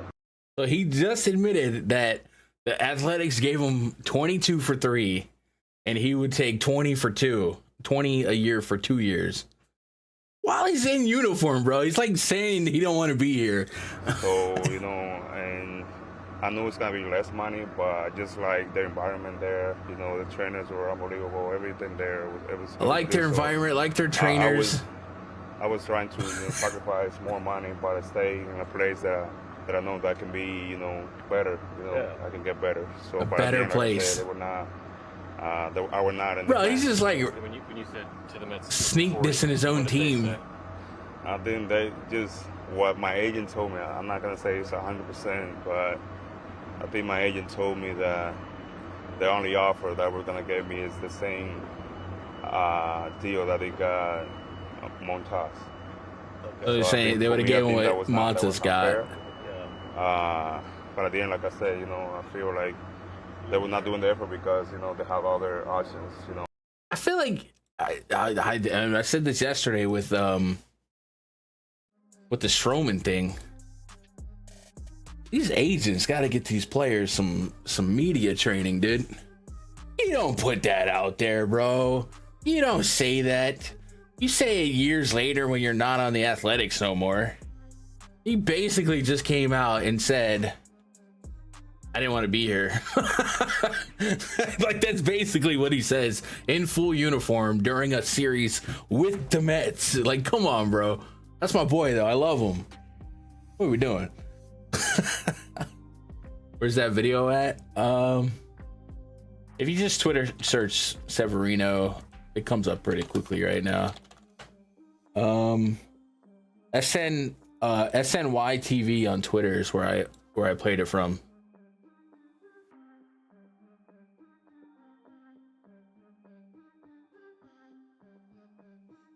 It's kind of snaky. Mets at the top of the interest ranking for this game. And then I'm going Athletics. Now, Senga is really, really good. So this isn't like a snap call Athletics. It's a little bit of a day game with the West Coast. And Senga, let's go pull up the pitch report here. A little soft tossy, you know what I mean? But the splitter is really good. And this team sucks, especially against that pitch. So it's more of a kind of a park thing. But I'm interested in both offenses here. And then Senga, I think we throw him in the blender, but I don't have like a super high trust level here. Oh, let's go put him. Gotta send that to your pops. Back-to-back games against Miami, 8 and 4 Ks. Like, it's fine, right? Like, he was fine. He's actually struggled a little bit in the second game against Miami. But when he's on, he's a great strikeout getter. I'm not anti-Senga. Like, he's in the blender for sure. But I'm kind of there on the Athletics, too. And then I'm not pitching Sevy. I swear I love Severino dead. I really do. And I feel like I'm low-key hating every time he's on the slate. But his metrics were telling us after that first game. It's like, dude, he ain't got it right now. Like, this ain't sustainable. And sure enough, he keeps breaking ever since. That Seattle game, a double-digit swing and strike rate, but we look at the advanced data, a 214 BABIP, 100% left on base on 16% walk rate. Like, the walls were like barely hanging in there. And then when you put him against a really good team like the Cubs laid it on him for 2 bombs, 5 earnings, and then San Diego curtain calls it with 5 earnings, 2 bombs as well. I just think he ain't got it. And it feels like this Mets team has had a great matchup every game this series. Here we are again, especially these lefties that can swing for pop. Lindor, Soto, we've seen Nimmo hit a bomb 2 nights ago. And then Pete Alonso can homer off at anybody. And we've seen Severino give up homers to righties. And if anybody has a scouting report of recent validity against Severino, it's the Mets. So no Sevy for me. Hopefully he digs deep down and has a revenge game, and you should have signed me, whatever, but the numbers are putting me here. Mets, A's, and Senga. So Senga, Let's go 28% K rate on him, right? Taxing for a year off. We're still getting him a really good K rate. And then a walk rate, 7%.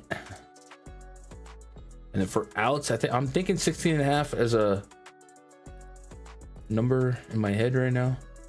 Looks like we don't have one by Vegas yet, so I'm gonna go 16.5. And then for Sevy, oh man, K rate, probably gonna go 20%.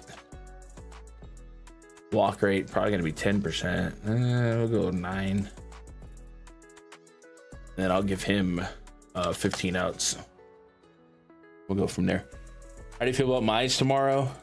I don't really like. He was one of those guys. I think on a different slate, you make a case for that DraftKings price, knowing that there can be some strikeouts in him coming, progressing, and in today's matchup against the Twins, there's a couple of strikeouts. But my pushback here is short sample on this 27% number this season. Minor, he was a good pitcher though, and for 7,200 to make that pay off and make you feel like a superhuman genius, he kind of also has to outscore a combination of Wheeler, Crochet, Sale, Baz, Green, Reagans, Mackenzie Gore. I like Logan Webb. I don't hate. Like, there's a handful of pitchers with 30 fantasy point potential, and it's almost like even if Mize got you 25, which would be great, it may not bust through at the top of the double barrel aces. Now it could, but I just think we are assuming quite a bit of risk for a hunch play that I don't hate long term, but I just think this slate is so loaded on pitching that I don't really think I need to play that.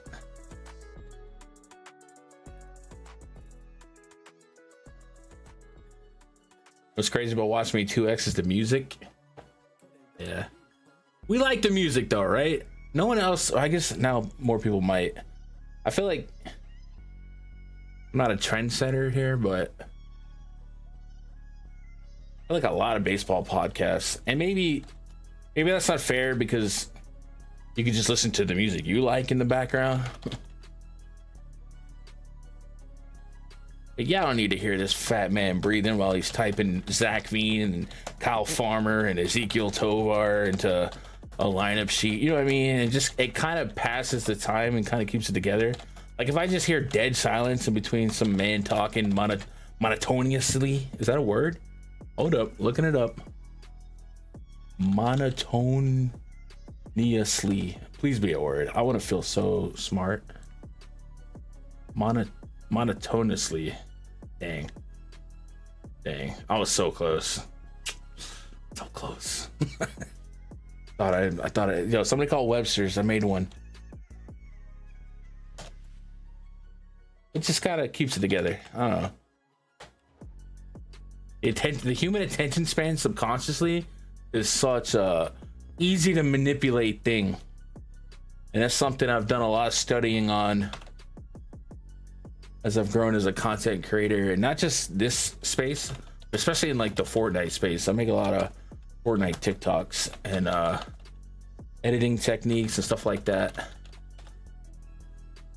And you could see it yourself. You go watch a Mr. Beast video, and it's like dopamine. You can't look away. But light things like music just kind of subconsciously occupies the brain while Gun types into a spreadsheet. It's fascinating though, it really is, because most of it you're learning, hey, I fall for that too. I still sometimes will be consciously falling for it. 2.8 run total for the Rockies, really low. I tweeted this last night. If you follow me on Twitter, I would absolutely roster you against the Rockies. Michael King, without looking, is in play today against the Rockies, and their sub 3 run total. Just my goodness.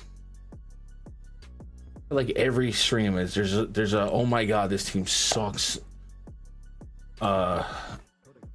speech. Padres against Kyle Freeland. Obviously, we're not pitching Freeland. This is such a paint by numbers breakdown here. And we kind of go from there. Yeah, King and Padres. Not really interested in the Rockies, but if we're talking in the grand scheme of a 4-game slate, there's probably I don't know. I wouldn't even. The probability of them being the best team on this slate is actually kind of stupid. I don't know. I don't even want to speak that into some range of outcome garbage. Let's go do a pitcher projection here. Freeland, we're gonna give him a 19% K rate with a. I'm gonna give him a 2% walk rate, but it's almost like with nothing. Yeah. And Michael King, I'm gonna give him a 26% K rate with a 8.5% walk rate. And then King is probably going to be an 18 outer. Freeland, we're going to put 15. We'll see if there's lines on that. Yeah, 18 outs for sure. Freeland, they're jamming the over on Freeland 17.5. I guess it's we harped on it. This Padres team actually doesn't have incredible metrics against lefties when you start looking at WRC plus. But this is kind of what we thought about. Man, who was it? There was a lefty not too long ago that I decided to take a chance on against the Padres, and the Padres actually kind of came through. But I'm gonna kind of trust that they can be better than Freeland. But I will say this: there's some juice on Freeland going 6 innings. So, yeah. What I hate is DFS companies promoting the tools by showing someone that won, and it's a lot of BS a lot of times. I don't know. I could say I saw the only DFS company I've really been in bed with is Stochastic, and those guys put their money where their mouth is. And like, if you follow Greg on Twitter, they do that the $100 bankroll challenge. I mean, he's put it out there, and I mean, that's sports betting, but like, I feel like they don't hide nothing. But I'm not familiar with any other DFS company. Obviously, once you create a service for the DFS and sports betting world, selling that service becomes a job. And I'm MLBgrind.com. Hello. But I want to say I've been in the backside of that company, and I never saw anything suspicious. A lot of conspiracy theories out there. Every show I've done with somebody over there, all those guys are who they say they are on the front of the camera. I don't feel like anyone's fake over there. Even my boy Eric, bro. I'm so proud of Eric, dude. That dude is good mix of sharp and entertainment still. And that's certainly missing in this space. Most people that are entertaining are dumb as rocks. Most people that are sharp are boring. But Eric has found a nice mix.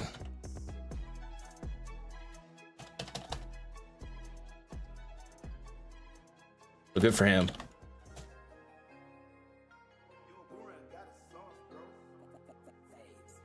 Roto never did that. I don't know. I would probably ask for like an example.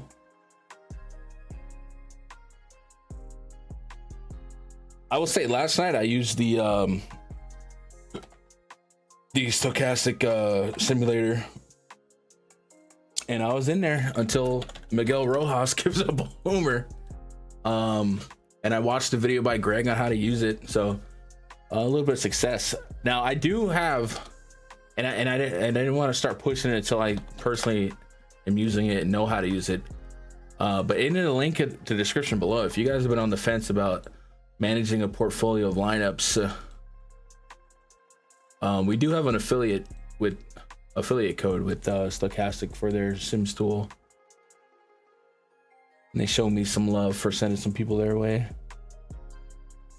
But I haven't really been pushing it, and I think I've built up some trust with y'all. Eovaldi taking on Logan Gilbert, another great pitching matchup, and this will probably suck a lot of ownership on that slate.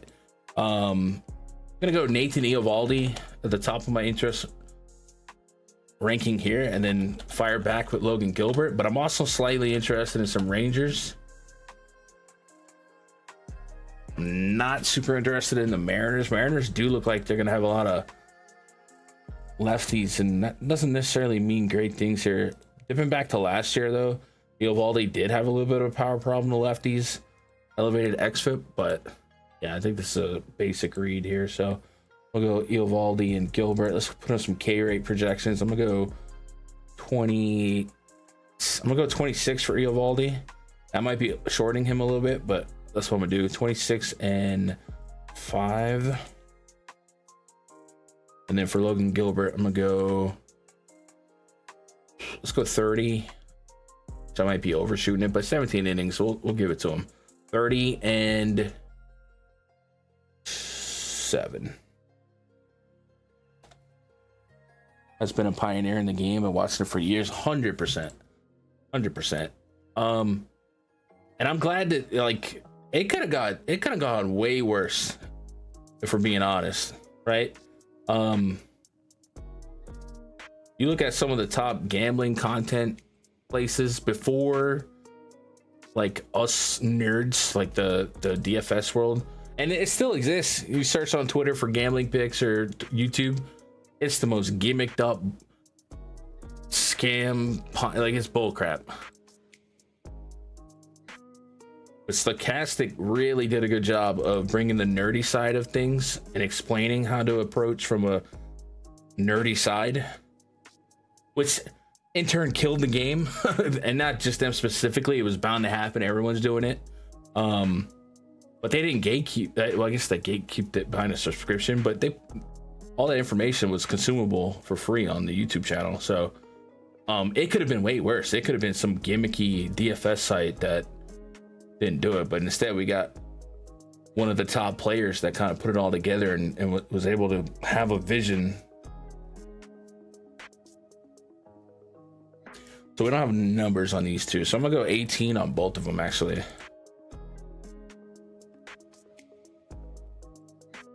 And that's, I'm gonna give Eovaldi and Gilbert a little piece of a quality start in their projection. And then we're going to go to the last game on this 4-game afternoon slate for DK.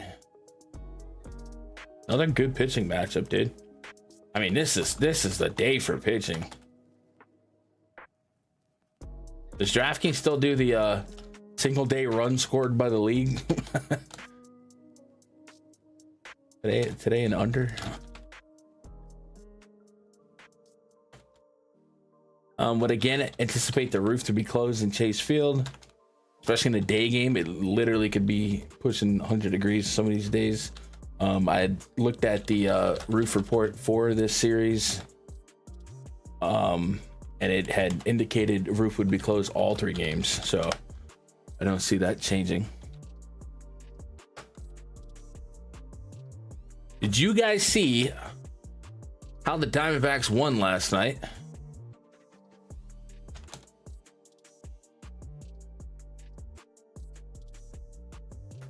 And that kind of ties into our little Cubs spiel earlier. Gotta get lucky for some of these stacks.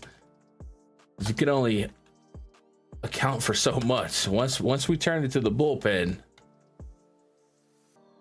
all bets are off. And man, did Milwaukee fold like a stack of towels at the gym.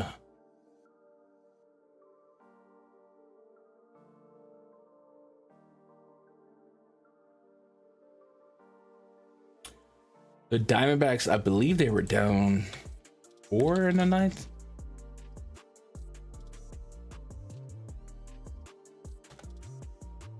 What's up, Travis? Roto started for Oswald, never promoted to the extent. Perdomo. Not sure what you're. Oh, here's the throw. I feel like that's not true. They were down 4-0 in the ninth, and they walked it off in the ninth. I mean, that's just magic.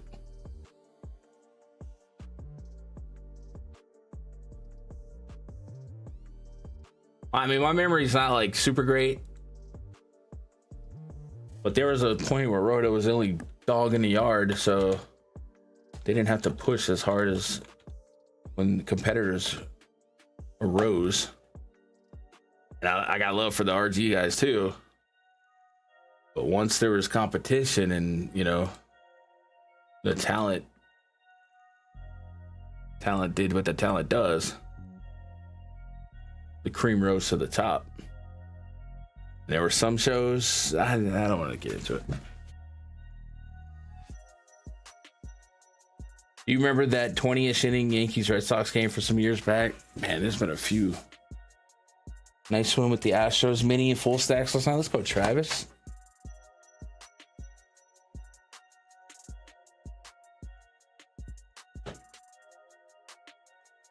But I mean, I feel like if any show is offering 2 to 3 hours of commercial-free content, and all you got to get through is them pushing their own stuff while they're like, for me, this is premium stuff. I'm just sharing it on the stream. That's kind of what they're doing. Some more thoughts and conversationalist. I feel like that's a reasonable trade-off. Is every 20 minutes here's a promo code, you know what I mean? I don't know. I don't know what you're looking for. You gotta generate revenue once you become a business, and same here. I try to generate revenue to make all this worthwhile, these couple hour streams, you know what I mean? It's just the way the world works. No one has ulterior motives or whatever, just the way it goes.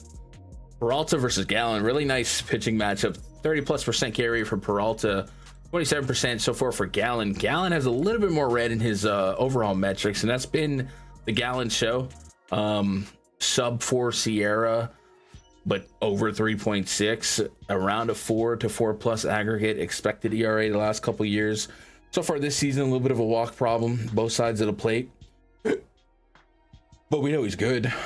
So this is borderline 4-corner worthy, I think, because I do think we got 4 offenses that are good enough, clicking enough. I'm leaning more on the pitching with a closed roof Chase Field, but man, these bullpens could be kind of taxed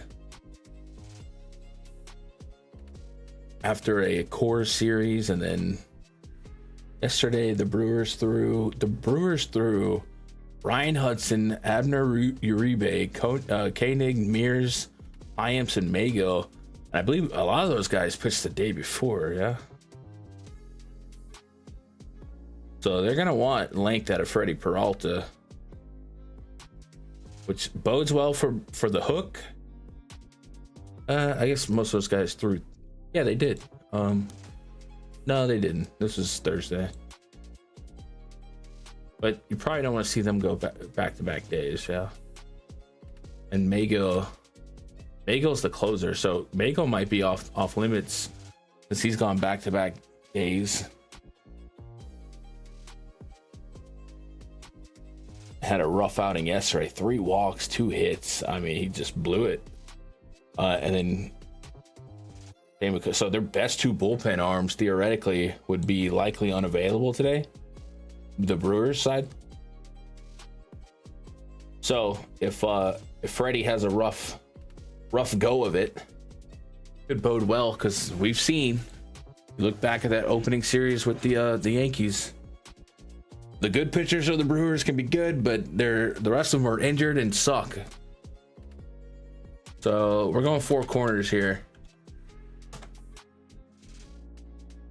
And kind of attack all the ranges of outcomes. For projection, Freddie Peralta, about 30%. Gallon, go 26. Walk rate, 6.5. Let's go 7. Let's go 7 on Freddie. Gallon, we got to tax him. We'll go 10. We'll go 7 and 10. I would imagine we're just gonna expect both these guys to be 17.5 with money on the over. Those lines ain't out yet, so we'll leave that as is, and we'll give both pitchers a little taste of a quality start point boost. Yeah, what up, Conscious?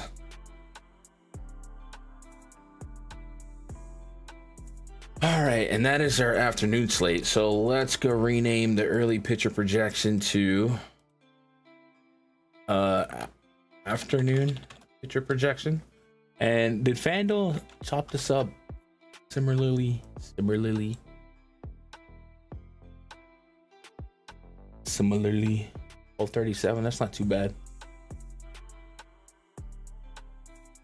Fanduel's late slate is those 4 games. Okay. So let's put all those guys in the same tab. And then did we look at the night game, the Sunday night baseball? I don't know if that, I guess why not? Who is playing? Who have we not talked about? The Dodgers, I guess. The Dodgers and Cubs. One.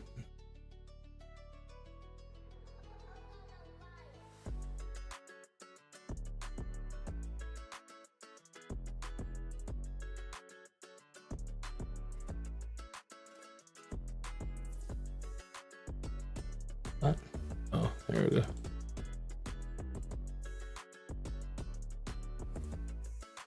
Rolta. King. Severino. Freeland.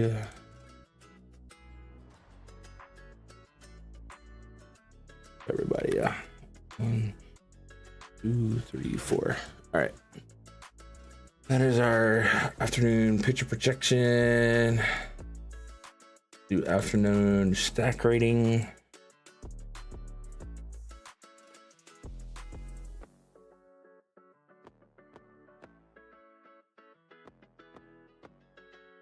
Let's not look at that game. Uh-oh. Don't get me wrong, why else one does is showing people winning off the tools, but most of it's got you core players and they didn't have to do 100% to win.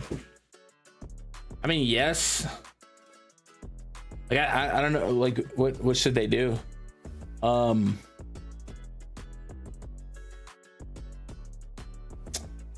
I've had subscribers, heck, last night our homie dropped by winning the $4 and he gave me a little rub, but I literally said I had nothing to do with it.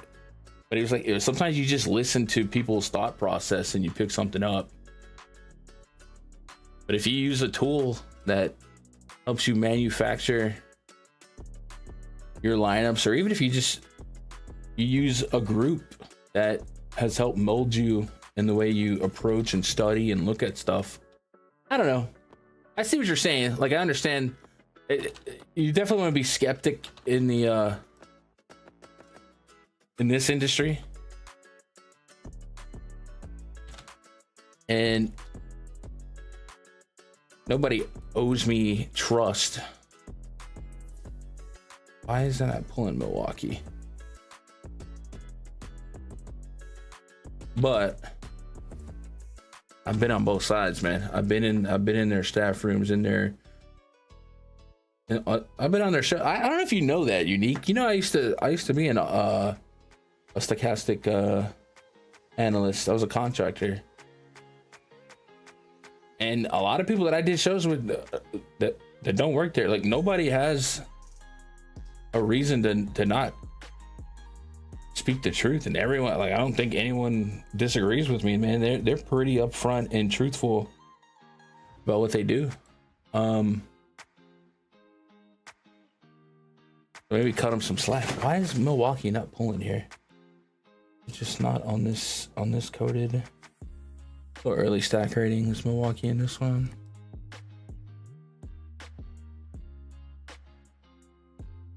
What am I doing wrong? Milwaukee.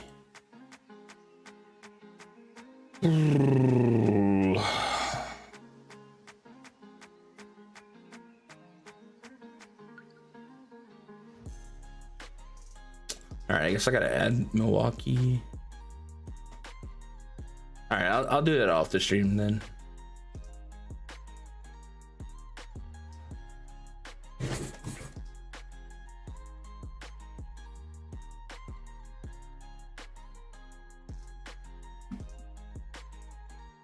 Deloroto and Osmo, the tools will never give the lineup 100% to win. I don't think I'm understanding. I don't think I'm understanding here. I have 100% won tournaments with my lineups for 100% built by optimizers. We input the projections, we input our exposures that we want. But the tool makes the lineups and then we upload it. I'm not sure. Like, if you buy a subscription, you're saying they're not giving you the nut lineup on a 1-to-1. Here you go, make money. Colin Ray is pitching. Holy crap!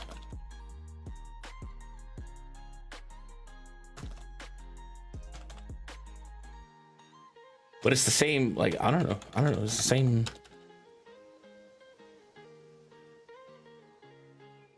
I don't know. I don't think I'm understanding, or maybe we're just not understanding each other.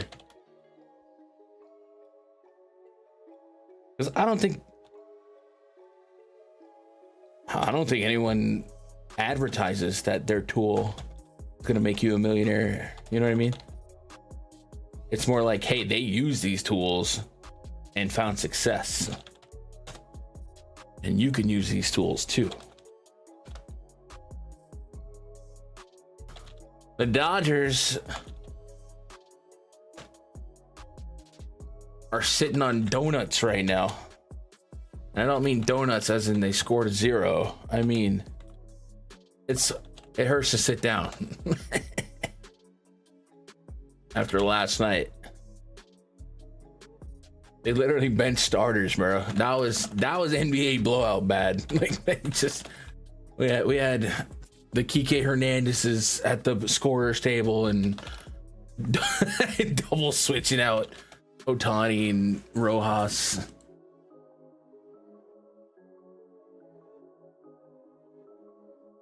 People need to understand that they're doing research. Yeah, that's what I'm saying though. Like, we're in this bubble unique where, like, I think all these sites, I haven't watched. I can name some sites that I've never watched, and it's not like I don't like them. I just haven't done it. I know Run Pure is a company. I don't know if SaberSim does content. RG, I don't watch, but I have friends over there.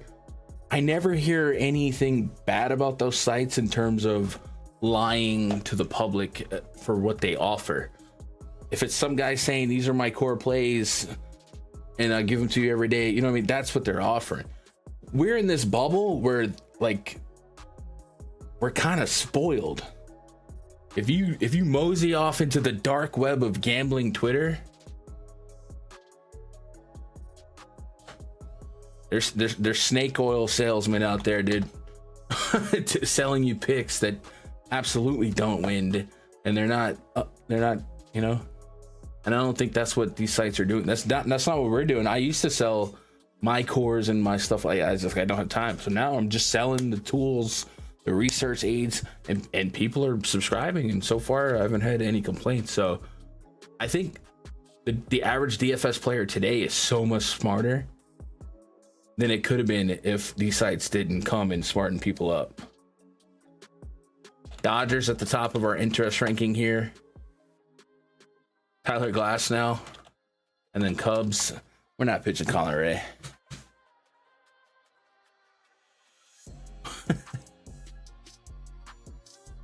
Never said Austin was lying. No. They're definitely not.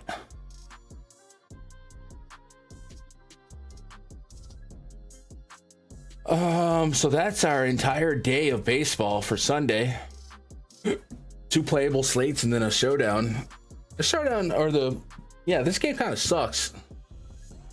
Pre-flop, right? Glasshouse should mop up Ray, but hey, bullpens be bullpenning.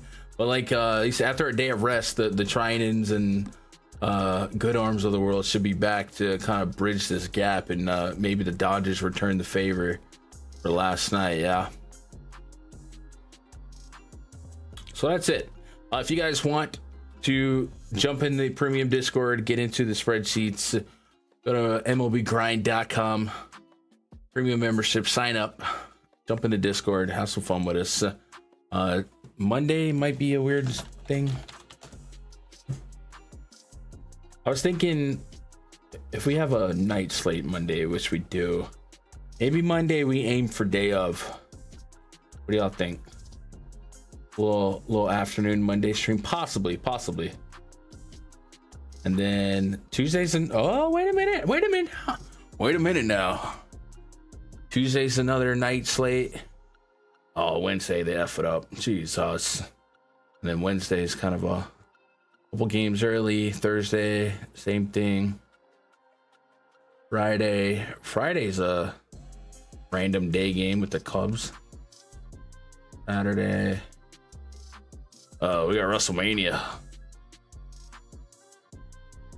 They promote the hardest on wins with them than every DFS competitor, but I respect that. Oh, I would. I have. We've certainly had people bink tournaments with our Run DFS logo. I mean, winning is what sells, right? People want to win. When you play DFS, you want to win. It's cool to join a community of like-minded people and have some fun, but you want to win. So when people are looking up the tools and they see the screenshots, it's like you driving down the street, see the billboard of grandma winning 100K on the slots. Oh, I want to go there now. That's what brings people in.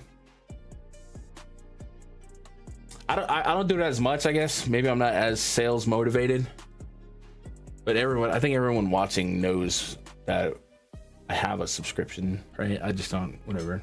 All right, I gotta get out of here. I'm freaking thirsty. I appreciate you guys. I'll be in the Discord, and we'll see about streaming on Monday or whatever. Hope you guys crush it tomorrow. If you get anything else from me, twitter.com or x.com/Gundecker. And if you're watching on replay, make sure you hit that thumbs up, double check you're subscribed, leave a comment, engage with the videos. I appreciate you guys. Happy Sunday. Get some sun. Tell somebody you love them. Good luck. God bless. And go with some money.